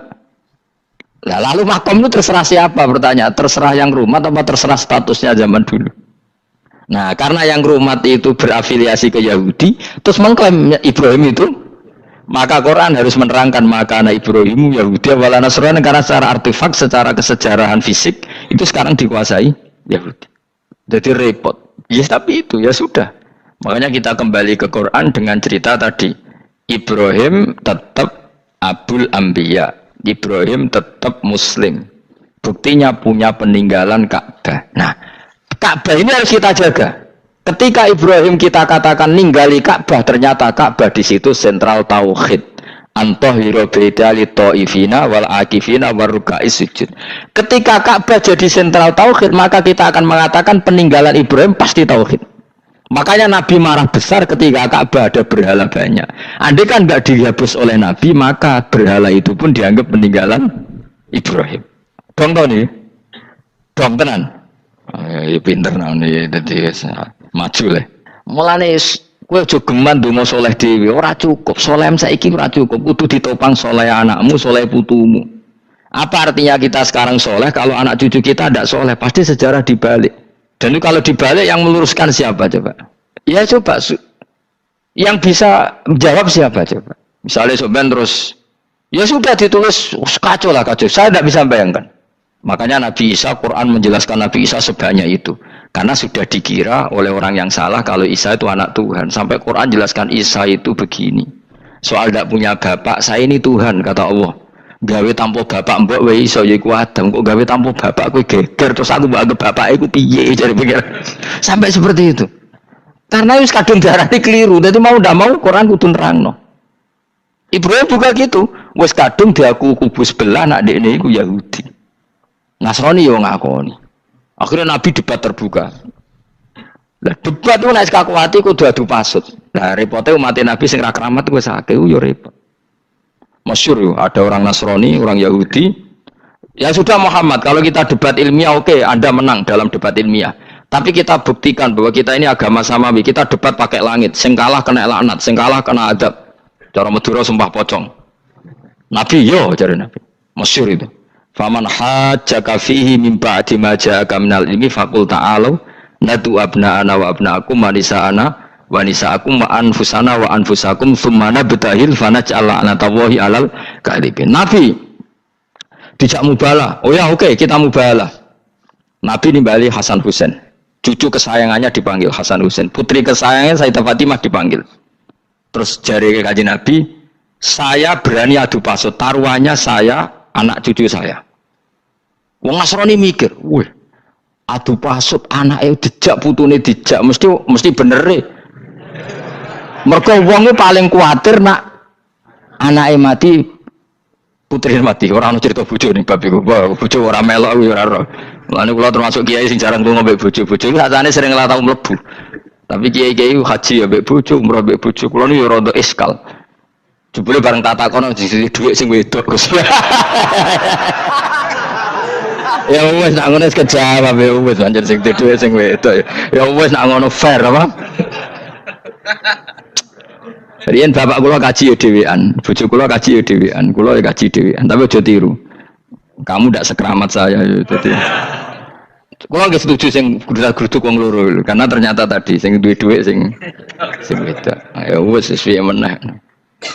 Tapi dalam semua riwayat memang abna ana itu Hasan Husain, Nisa itu Fatimah. Memang Nabi enggak ngajak istrinya. Nabi itu unik dalam banyak hal itu memang ya Hasan Husain sama Sayyidah Fatimah. Kenapa istri itu kadang nggak dilibatkan? Memang nggak seru, seru anak. Orang itu lebih menyayangi anak, toh nyowo cara Jawa. Bareng Nabi keluar, orang-orang Nasrani bilang ini wajah-wajah yang setiap mengetuk langit pasti disembadani. Terus mereka mundur, nggak jadi apa mubahalah, minta mubahalah ini dibatalkan. Berarti Nabi itu debat 2 kali. Secara ilmiah ya pernah, yaitu membuktikan kalau Ibrahim adalah pernah berdomisili di Mekah. Sehingga Nabi mengklaim sebagai turunan Nabi Ibrahim. Mereka tanya buktinya apa? Terus fihi ayatum bainatum maqamu Ibrahim. Orang-orang Yahudi Nasrani ditanya, itu apa? Jejaknya itu jejak Ibrahim. Mereka ngakui kalau Ibrahim pernah di Mekah. Artinya kalau pernah di Mekah zaman dulu kan nggak ada pesawat, nggak ada, mesti domisilinya lama. Dan itu artinya punya anak turun yang hidup di Mekah, yaitu lewat Ismail. Bukti kedua tadi, sa'i. Sa'i baina Safa wal Marwah adalah mengenang ketika Hajar mencari air. Lagi mulai perkara mbek kowe. Saiki Ismail ketika lahir iku jek digolekno banyu antarane Safa mbek Marwah. Sementara cerita Dabih disembelih iku ning Sam. Mulane kok aja melo-melo lah ya. Kok aja melo-melo iku lho. Aja terusno, mari kepinteran wis. Semeneng ae ora usah melo-melo. Gak, aku Ismail ya. Dilate pinter kok pintere ra kasil, sombonge tok wis sing kasil dadi gak jeng Ismail. Ismail wis gak? Ketona nerangno gitu. Tapi ki ilmiah. Ben kowe bangga de guru alim ya dadi ki ben roh. Nak gurumu gak main-main. Aku yo krungu-krungu nak kaul aku iku Ishak tapi wis goblok ngono Ismail. Karena waman sadda finnar ora umume wong iku wis repot. Rasa diterusno dadi bukti empirik wis mengarah Ismail iku jelas uripe ning Mekah. Mergo wong Yahudi Nasrani lah ngakoni peristiwa Hajar iku ngakoni. Berarti Ismail urip teng Mekah. Akhirnya Rabi mbek suku Jurhum terus nurono Sayyid Adnan sak teruse sampai tok Kanjeng Nabi Muhammad sallallahu alaihi wasallam. Mulane dibak utawa manakib utawi napa? Berjanji. Niku pertama sing disebut abtadiul imla bismillah terus wa ba'du fa aqul wa Muhammad bin Abdillah. Kenapa dibak berjanjilah ya. Kenapa nerangkan nasabnya Nabi Muhammad? Karena yang dipertanyakan Muhammad jadi Nabi turunannya siapa? Karena syarat Nabi itu harus turunan Nabi. Makanya berjanji nerangkan wa ba'du fa aqul wa Muhammad bin Abdillah bin Abdul Muttalib wasmu Syaibatul Hamdi khumitat khisaluhus saniyah. Dan masih terbukti di Ka'bah itu ada pintu namanya pintu Babu Bani Syaibah, yaitu nama lain dari mbahnya Kanjeng Nabi. Terus diterusnya sampai wa'adnanu bila raibin intadzawil ulumin nasabiyah ila dzabihi Ismail. Iku partaimu. Mergo berjanjilah darani dzabihu Ismail. Alhamdulillah jadi terus kowe menang. Kenapa? Ya itu tadi sajane mau diterjemah yang ini ketahuilah bahwa Muhammad punya bapak Abdul punya bapak Abdul Muthalib punya bapak Hashim nama lainnya ini bin Abdi Manaf sampai Adnan. Ketika diterjemah itu jadi mantra apa jadi buku sejarah? Nambah waca Arab itu kira paham? Mantra. Mulane sing ngarapno ya bener pancen suarane suara mantra. Sing ngalalo ya bener karena itu sudah apa? Sejarah. Lah khilaf seperti ini sudahlah kita abaikan saja, kita suka damai, tidak suka konflik. Biasalah seperti itu. Tapi yang jelas perdebatan antar para nabi itu seperti itu. Akhirnya Nabi Muhammad ngurusno itu. Bukti Ismail itu pernah hidup di Mekah, adalah lahirnya di sini, pernah mengalami peristiwa ini. Dan sisa-sisa Ibrahim ada fihi ayatum bayinatum maqamu Ibrahim, yaitu batu yang pernah diinjak Nabi Ibrahim. Nah kenapa itu mesti Ibrahim? Karena nak wong biasa gak mungkin nginjek batu kok sampai bekas. Jajal kowe nginjek nganti bolak-balik. Itu mukjizat, wong batu diinjek kok bekas. Terus Ka'bah sebagai pewaris Ibrahim ditulisi kalimat-kalimat tauhid sehingga kepastian Ibrahim itu bapak tauhid. Makanya Nabi Riso ketika pinggirnya Ka'bah ada banyak berhala, nanti dikira berhala ini syariatnya Nabi Ibrahim.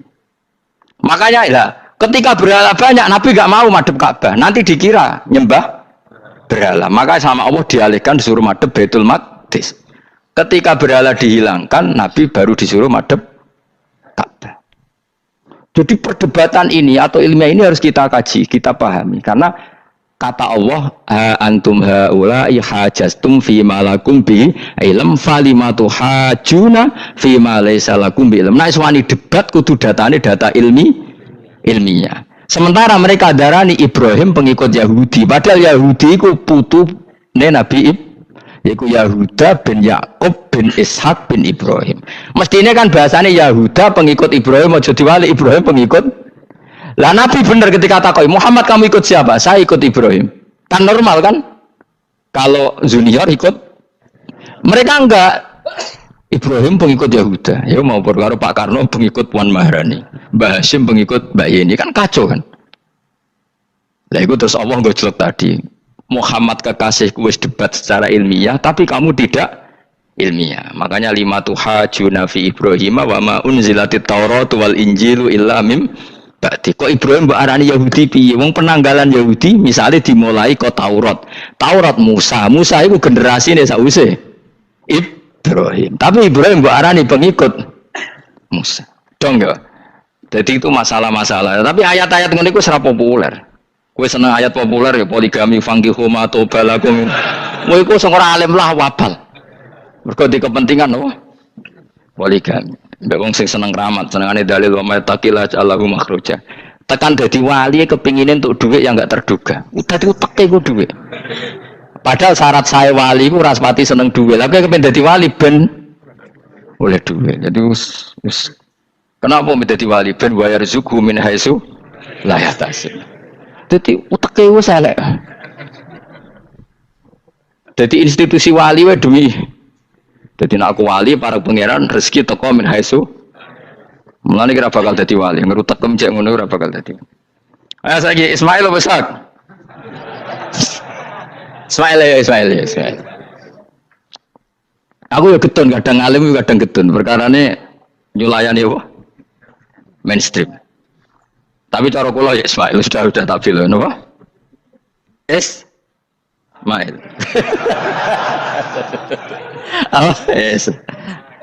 Ismail Ismail. Nak cacile kan milih sing guri. Yang jelas bahwa Ismail atau Ishak kaulani ono pendapat loro. Ya sudah, when arah Ismail ya Ishak.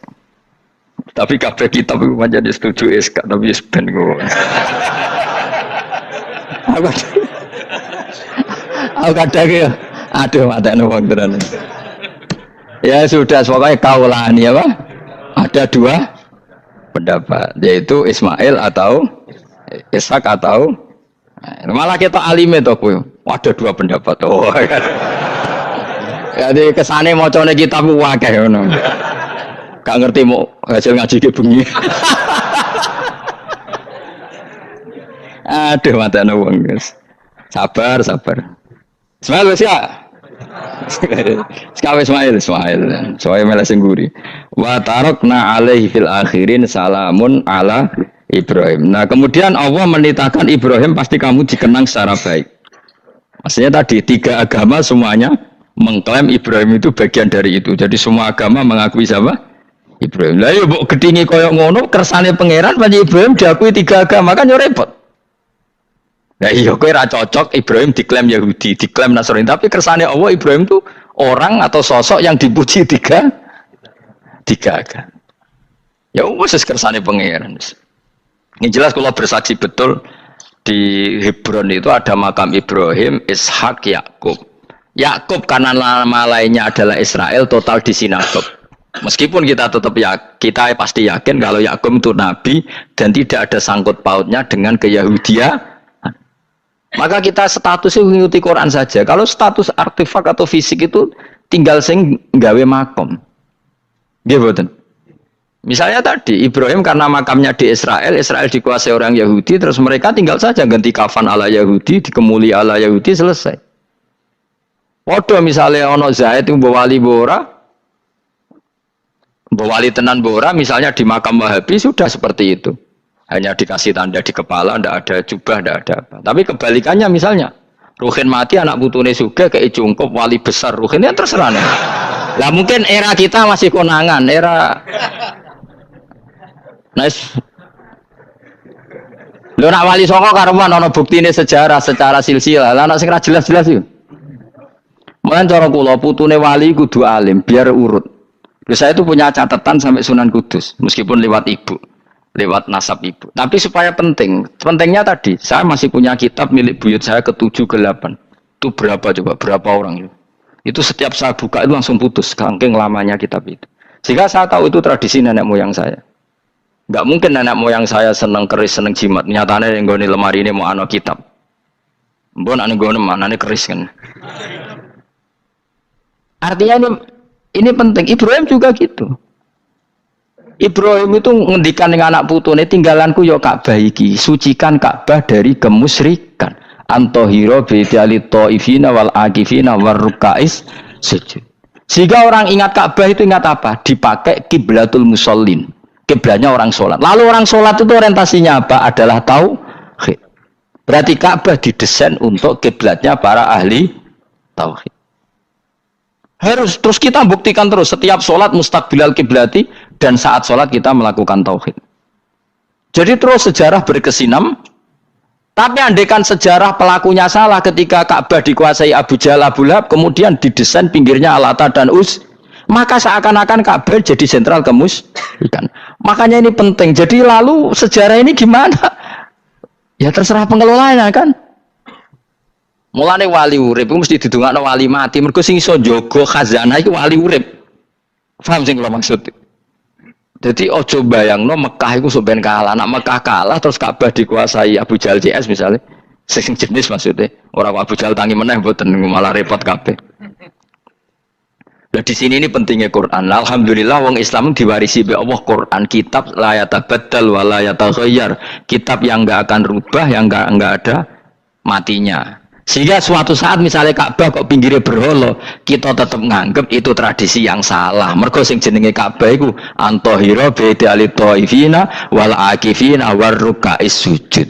Ka'bah adalah tempat yang harus steril dari salah guna, dinggo kemus. Jadi barokah Quran sebagai teks yang enggak hilang, kalau suatu saat ada perubahan tidak seperti yang kita saksikan sekarang, kita ngikuti Quran. Misalnya Ibrahim, senajan to makamnya di sinagog misalnya, Yakub makamnya di sinagog, kita tetap yakin mereka adalah ahli tauhid. Nabi Dawud yang diklaim sebagai King Dawud, King David, makamnya di Israel, terus diatributi ala Yahudi, kita tetap yakin huwa nabiyun, beliau adalah nabi beragama tauhid. Berdasar apa? Ya berdasar penjelasan Al-Quran. Kalau berdasar empirik artifak ya terserah yang bikin. Dan ini ya. Di mulane kowe sing syukur ngaji sampai roh kaul loro Ishak Ismail wis ya sapa to sing mesti siapa Ismail mau baru Ismail gak konsisten ben kok supaya anut wong akeh jangan anut wong akeh wis ngene padha ora roe wa tarakna abqaina ali fil akhirin sanan pengalaman hasanan kang bagus salam untuk keselamatan minna sanging kita maksudnya sanging Allah ala Ibrahim ngatasi Ibrahim kadhalika mengkon-mengkon kabeh kama jazina kaya malas ingsun ing kabeh naji malas ingsun al muhsinina ing pira-pira wong sing nglakoni kaapian li anfusi maring awak dhewe wong akeh. Jadi orang dimulai melakukan kebaikan pada dirinya sendiri. Kalau dia baik pasti apa? Orang lain merasa kebaikan. Misalnya kayak apik mesti kepengin sedekah, orang lain yang untung. Kamu baik pasti ingin menyebarkan kebaikan, orang lain pasti untung. Inna usataman Ibrahim iku min ibadina al-mu'minin. Saking pira-pira kaula ingsun al-mu'minin kang mukmin kabeh. Wa basyarnahu. Lan ngekeki berita gembira ingsun hu ing Ibrahim bi Ishaq kelawan tak kaya anak Ishaq. Ustudillah digawe dalil apa bidzalika klan dawu Ishaq ala anadzabiha ing atase sak temene sing disembelih kuwi ruhul ya anak Ishaq. Dadi ana kaul sing darani pokoke ora Ishaq. Ora Ishaq sapa? Ya Ismail. Jadi Imam Suyuti ngotot Ismail, sing nyarai Jalalain Imam Sawi ngotot Iska. Iki partai Jalalain apa Sawi? Yo Jalalain kaos kadung kaos Jalalain dulu. Yes pokoknya nara Ibrahim kan agak Ismail ya. Iska tidak mungkin yang lain iku wae sing ngono wae kok ribet. Sing jelas niku ana sing disembelih. Jenenge nara Ibrahim, sapa? Ishak, Ismail. Sing nyembelih jelas Ibrahim, nanti ku jelas. Aduh. Repot. Jadi wong alim dadak. Kula nate maca mobil mangkal nganti saiki. Susah dadi wong waras, tangan-tangan kok. Ya bener ya. Lah wong gendeng ora tau mikir. Jadi aku tahu dendam mbek tulisan mobil mesti tok-tok. Gelem ra gelem kan maca ning ngarepe. Susah dadi wong waras. Aku pertama iskal, engko waras kok susah. Tanganan iya, wong gendeng kan gak tau mikir. Mulane kena susah berarti waras. Nak ora tau mikir berarti. Jadi mau nak roh khilaf berarti wong alim, nak ora roh khilaf berarti wong orang alim. Saiki wis roh khilaf berarti alim. Masa Rasulullah jadi nabi itu 23 tahun. Terus sampean ingin ngaji paham dalam 1 jam, itu keangkuhan. Jadi Rasulullah itu jadi nabi itu 23 tahun. Tapi orang ingin memahami Islam, nyewa kiai, diatur lagi itu kalau nggak pernah sepuh itu dosa, itu jelas itu. Itu 1 jam ingin paham. Saya punya sekian cerita ini Maulidur Rasul Shallallahu Alaihi Wasallam. Itu dulu zaman Nabi itu ada ayat yang Jibril jauh-jauh dari langit turun ke bumi hanya membawa 1 kalimat. Sehingga syarat seorang mufassir itu termasuk tahu pertanyaan kalimat apa yang hanya 1 diturunkan Jibril, yaitu kalimat minal fajr. Jadi dulu awal-awal Islam itu ada ayat kamu makan wakulu washrobu hatta yatabayyana lakumul khaytul abyadu minal khaytil aswad. Jadi kalau malam puasa itu orang boleh makan selagi melihat benang putih sama benang hitam itu belum kelihatan. Tapi kalau sudah kelihatan mana yang hitam, mana yang putih, berarti otomatis imsak. Itu sahabat entah saking lugunya, itu ya benar-benar pasang benang hitam sama putih, dia makan. Nanti 1 jam dari makan misalnya diintip lagi, kok belum kelihatan makan lagi. Mungkin yang istrinya cantik ya kumpul istrinya lagi, kalau tidak cantik ya sudah tidak usah mungkin. Sampai itu jadi perilaku sahabat berhari-hari. Ketika dilaporkan ke Rasulullah, Rasulullah itu tertawa-tawa. Kok ada begitu? Baru Jibril datang menerangkan minal fajr. Jadi benang hitam artinya masih malam, benang putih maknanya sudah fajar shadiq. Itu lama sekali. Saya terus mau cerita tentang sanad ilmu. Jadi Nabi itu 23 tahun. Dan itu tidak gampang, ada fasenya. Bahkan ada fase Nabi itu harus as-sukut anil mungkarat. As-sukut anil mungkarat itu diilmoni oleh pakar-pakar usul fikih. Apakah as-sukut anil mungkarat itu berarti mengekrori kemungkaran? Apa takhirul bayan? Saya ulang lagi pakai bahasa Indonesia. Ketika ada kemungkaran, Nabi diam.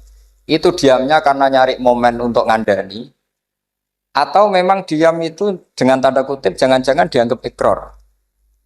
Makanya ulama usul fikih itu berdebat. Diamnya Nabi ketika melihat kemungkaran di awal Islam itu karena ada ma huwa aham, ada yang lebih penting yaitu menerangkan tauhid.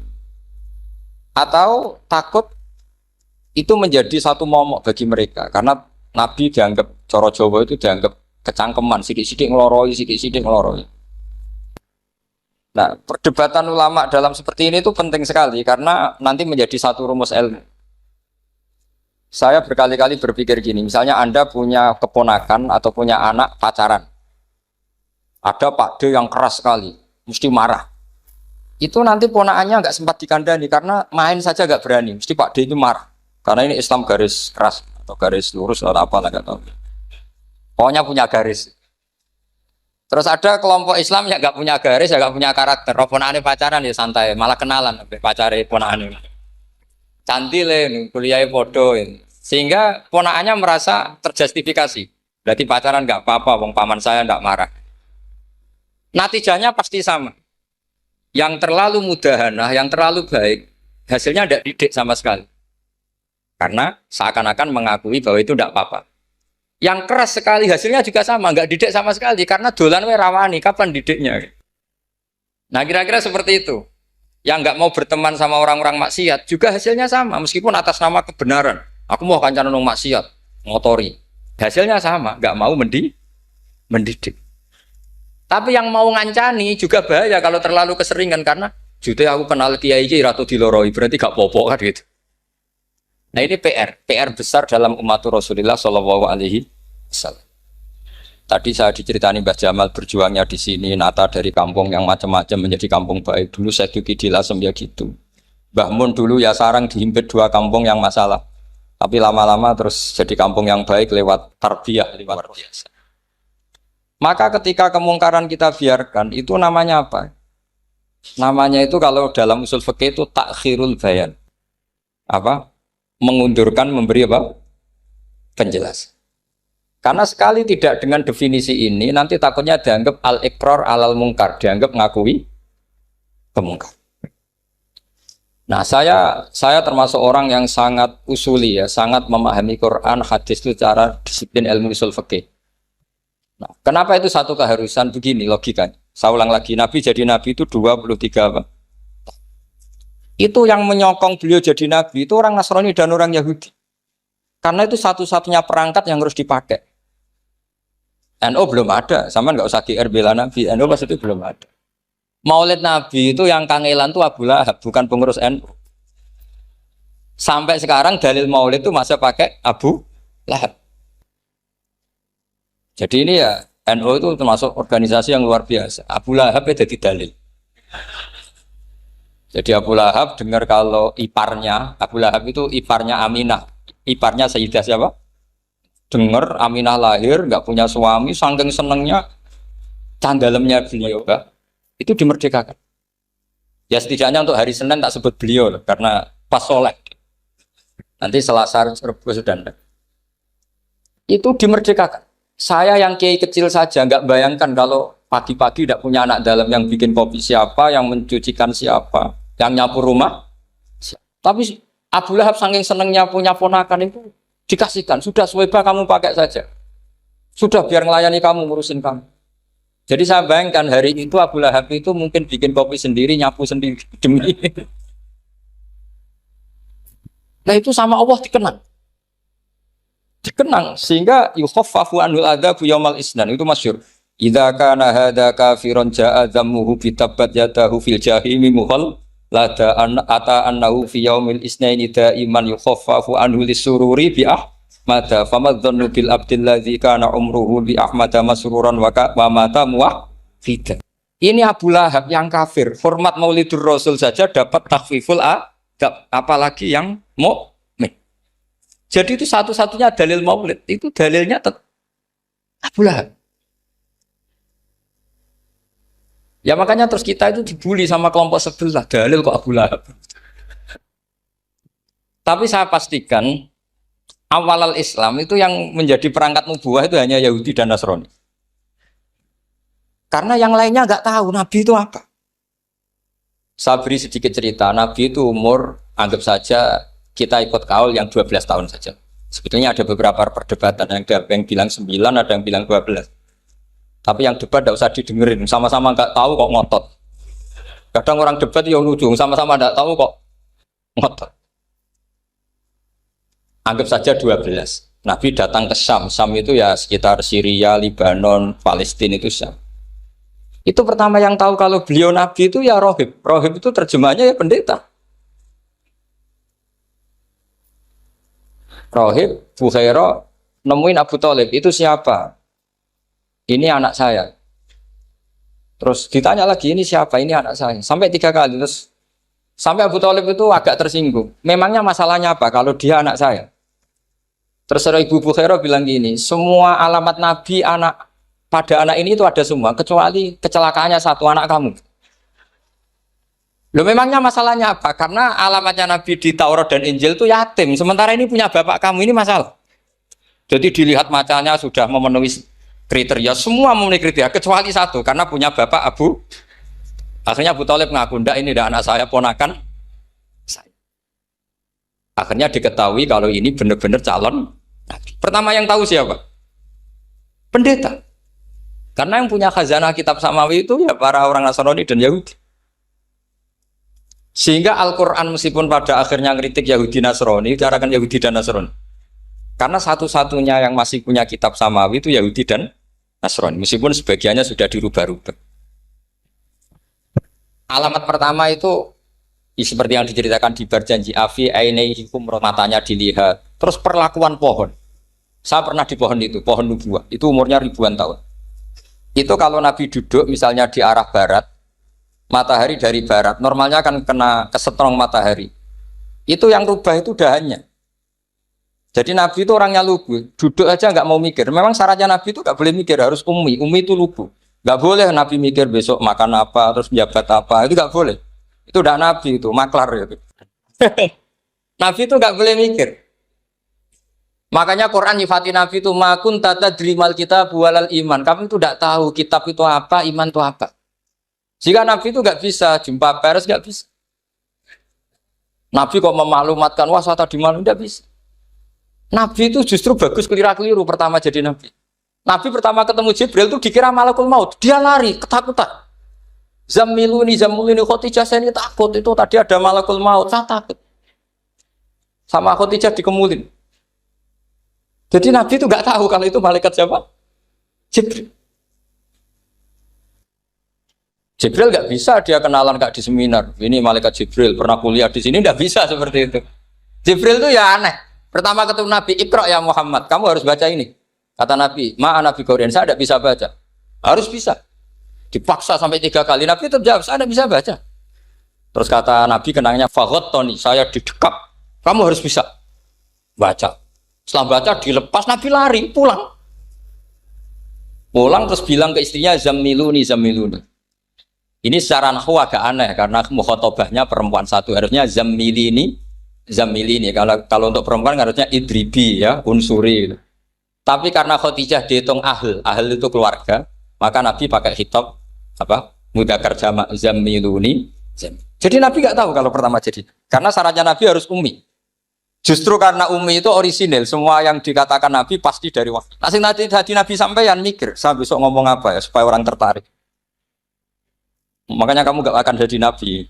Selain sudah ditutup juga bahaya ini karena tadi. Makanya saya ngaji itu ya sekenanya saya tidak pernah ngaji itu mikir. Karena ngaji itu menarik itu terserah nasib. Kalau nasib sedang baik, kamu tidak paham gini, wah Gus Baik ilmunya tinggi sampai kita tidak paham itu kalau nasib sedang baik. Kalau nasib tidak baik, ngomong sudah enak apa, wah sebulet tuh. Jadi sebetulnya ini masalah qalb. Allah yang muqallibal qulub. Kayak kamu kelihatan serius, itu kalau nasib sedang baik dianggap pemikir. Kalau nasib sedang nggak baik, wong kok merengut terus, mesti begitu.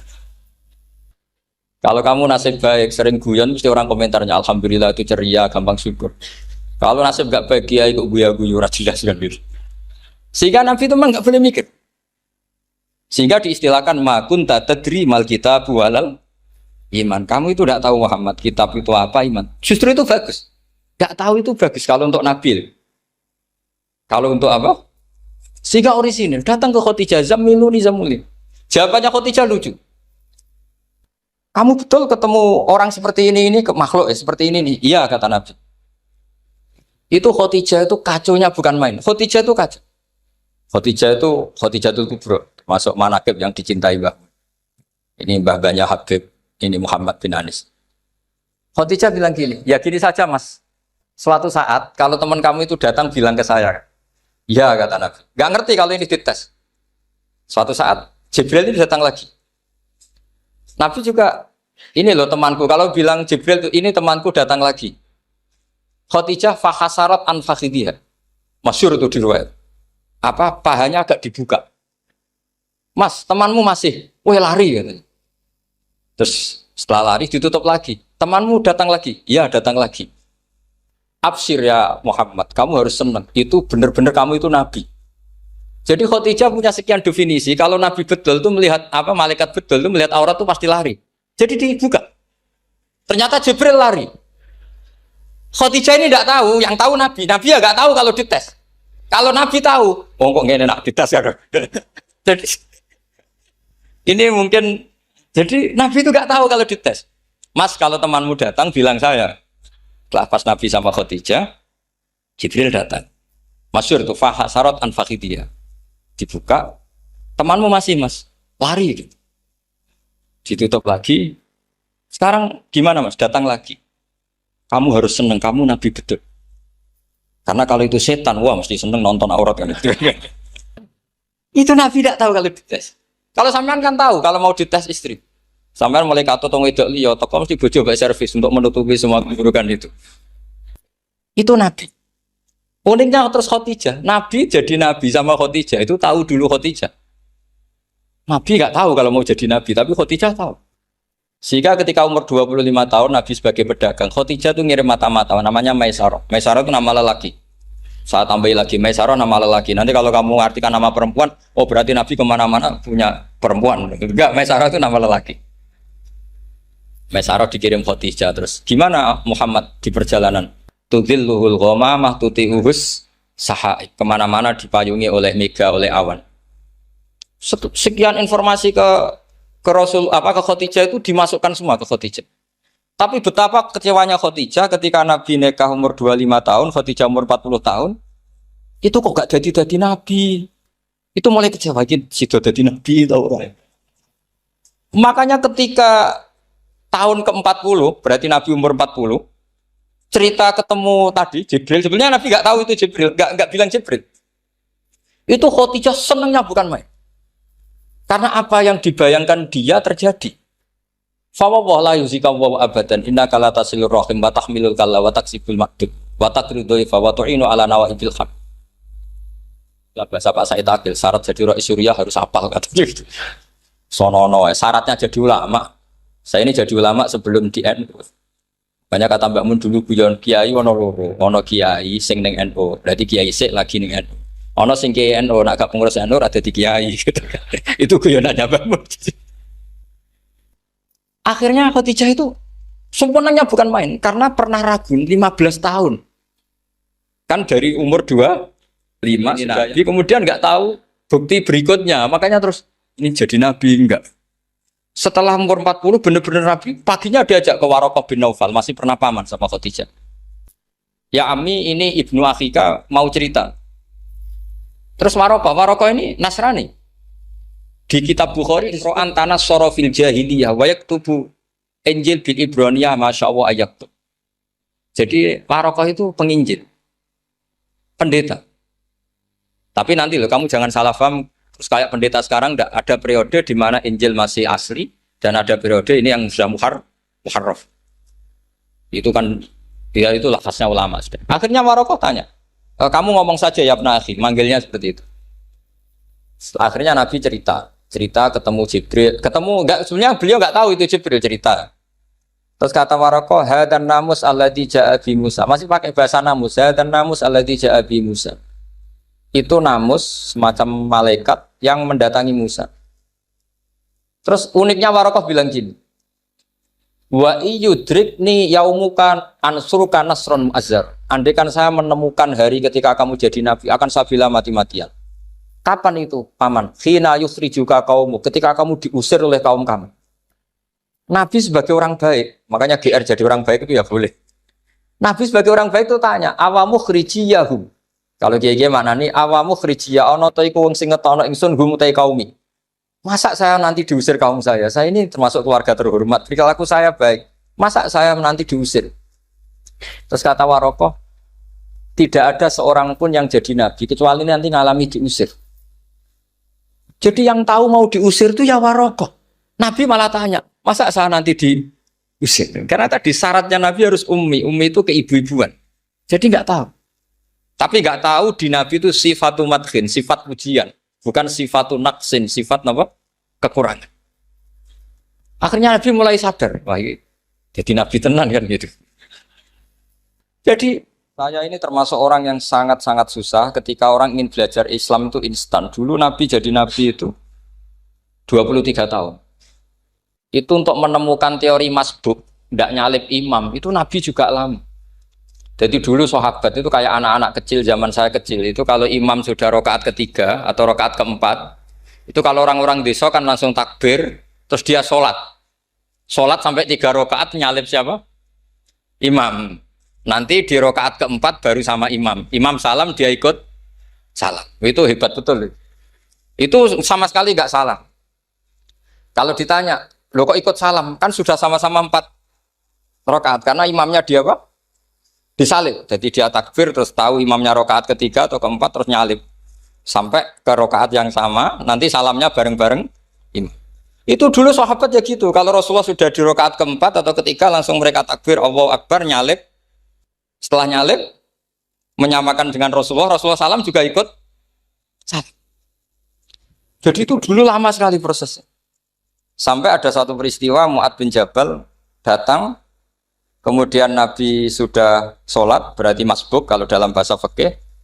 Mu'ad langsung ikuti Nabi, setelah Nabi salam baru Mu'ad menambahkan jumlah rakaat yang tertinggal. Terus semenjak itu jadi sunnah Jadi sunnatan mutabaah kalau masbuk ikut imam, kemudian hanya menambahkan rokaat yang apa? Itu 23 tahun. Jadi saya ngisi 20 menit yang nggak paham, 2 jam yang nggak paham, 3 jam yang nggak mungkin paham. Daripada gitu ya 20 menit saja. Ya itu betul, karena saya tidak punya kemampuan untuk itu. Saya masih ingat, saya ngaji umum pertama itu di hallnya abahnya Pak Hamid Pasuruan di Lasem. Kedua di Pak Hamid Pasuruan kemarin. Terus tadi di Kiai Robah Maksum, itu ajudannya 3 kali ke saya tidak mau.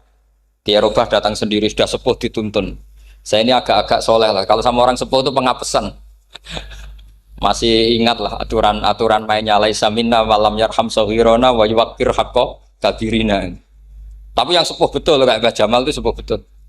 Ada sepuh gaya-gayanan enggak mau. Karena memang Mbah Jamal itu besanan sama saya, Mbah Sahal itu misanan saya, misanannya Mbah saya. Terus dapat Mbah Nafisa ya keluarga sini.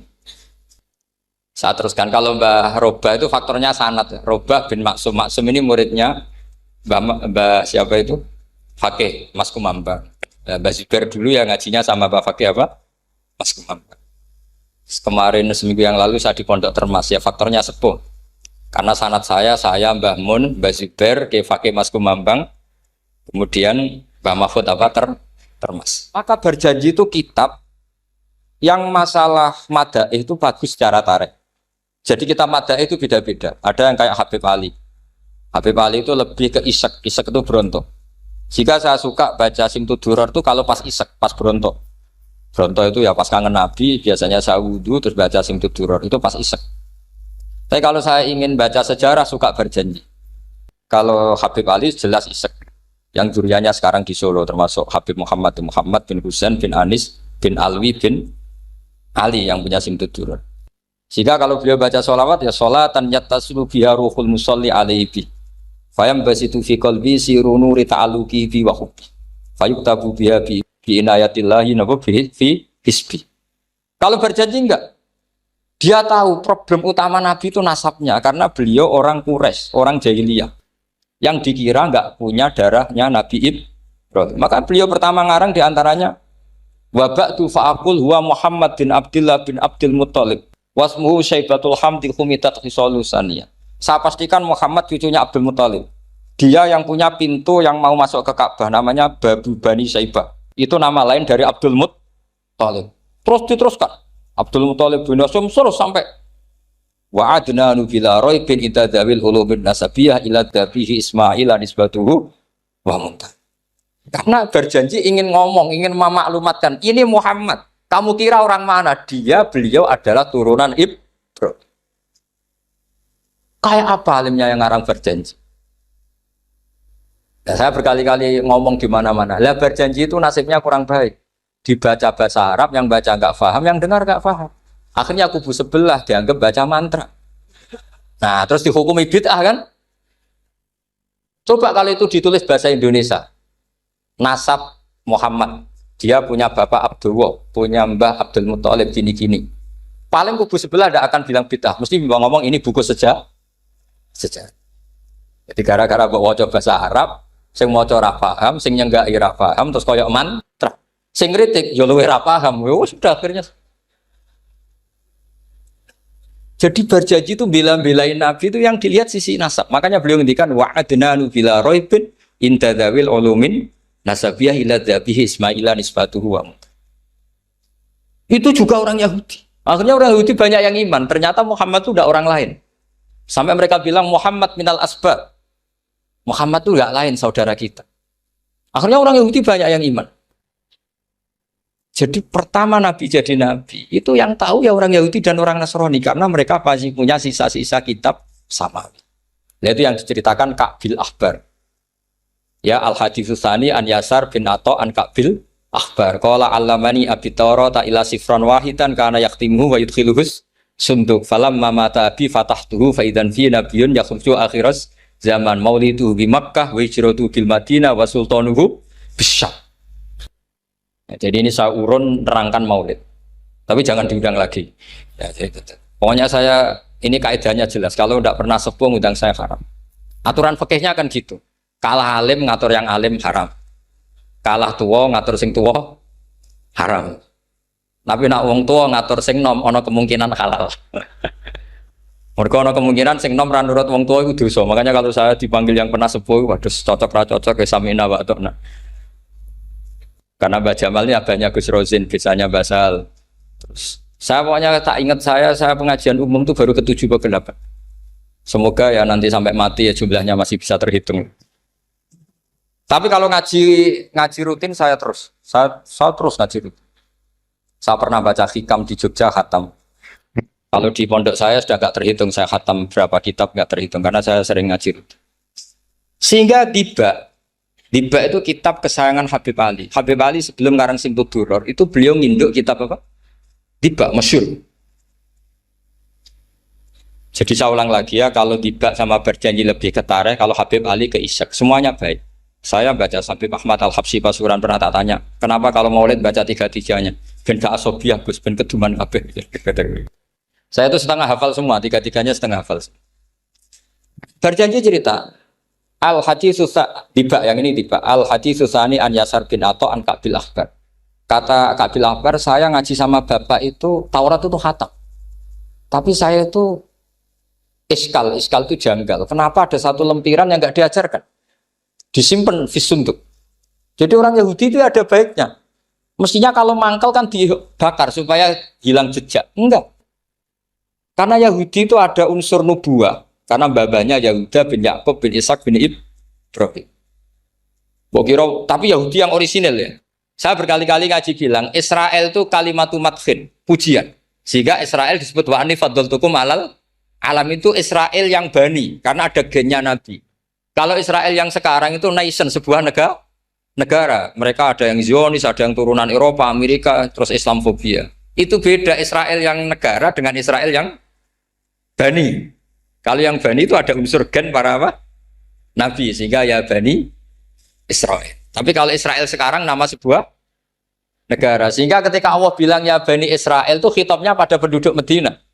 Kenapa? Karena penduduk Medina zaman itu banyak yang keturunan Nabi Ibrahim alaihis salam. Jadi Israel di Quran itu bukan nama sebuah negara, nama sebuah turunan. Sehingga disebut ya Bani Israel, he anak turune Israel. Kita tahu Israel nama lain daripada Nabi Yakub.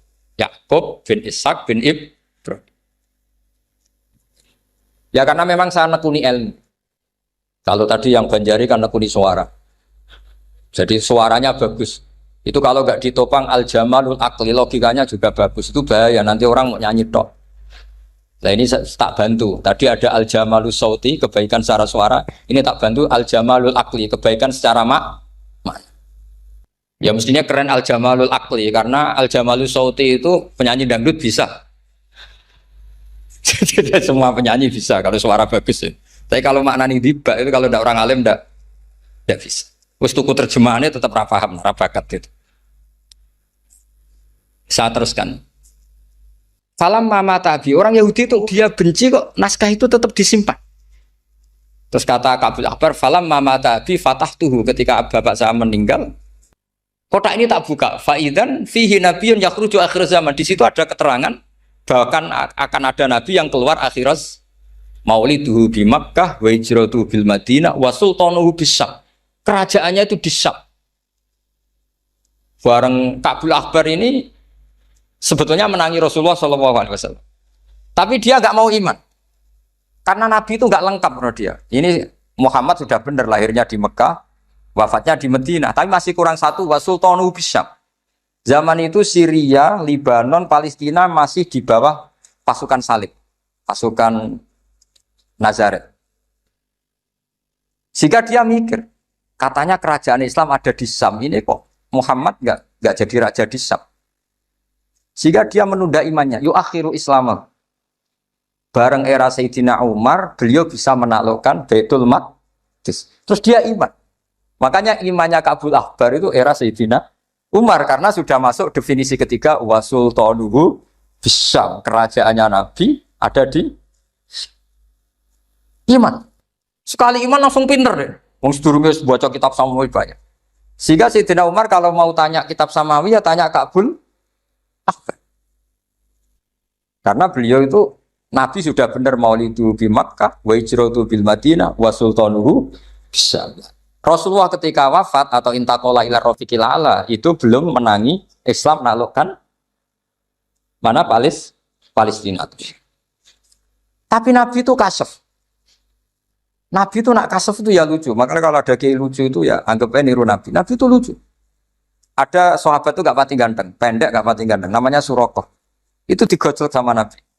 Surakoh, bagaimana kalau kamu suatu saat itu pakai tas itu apa?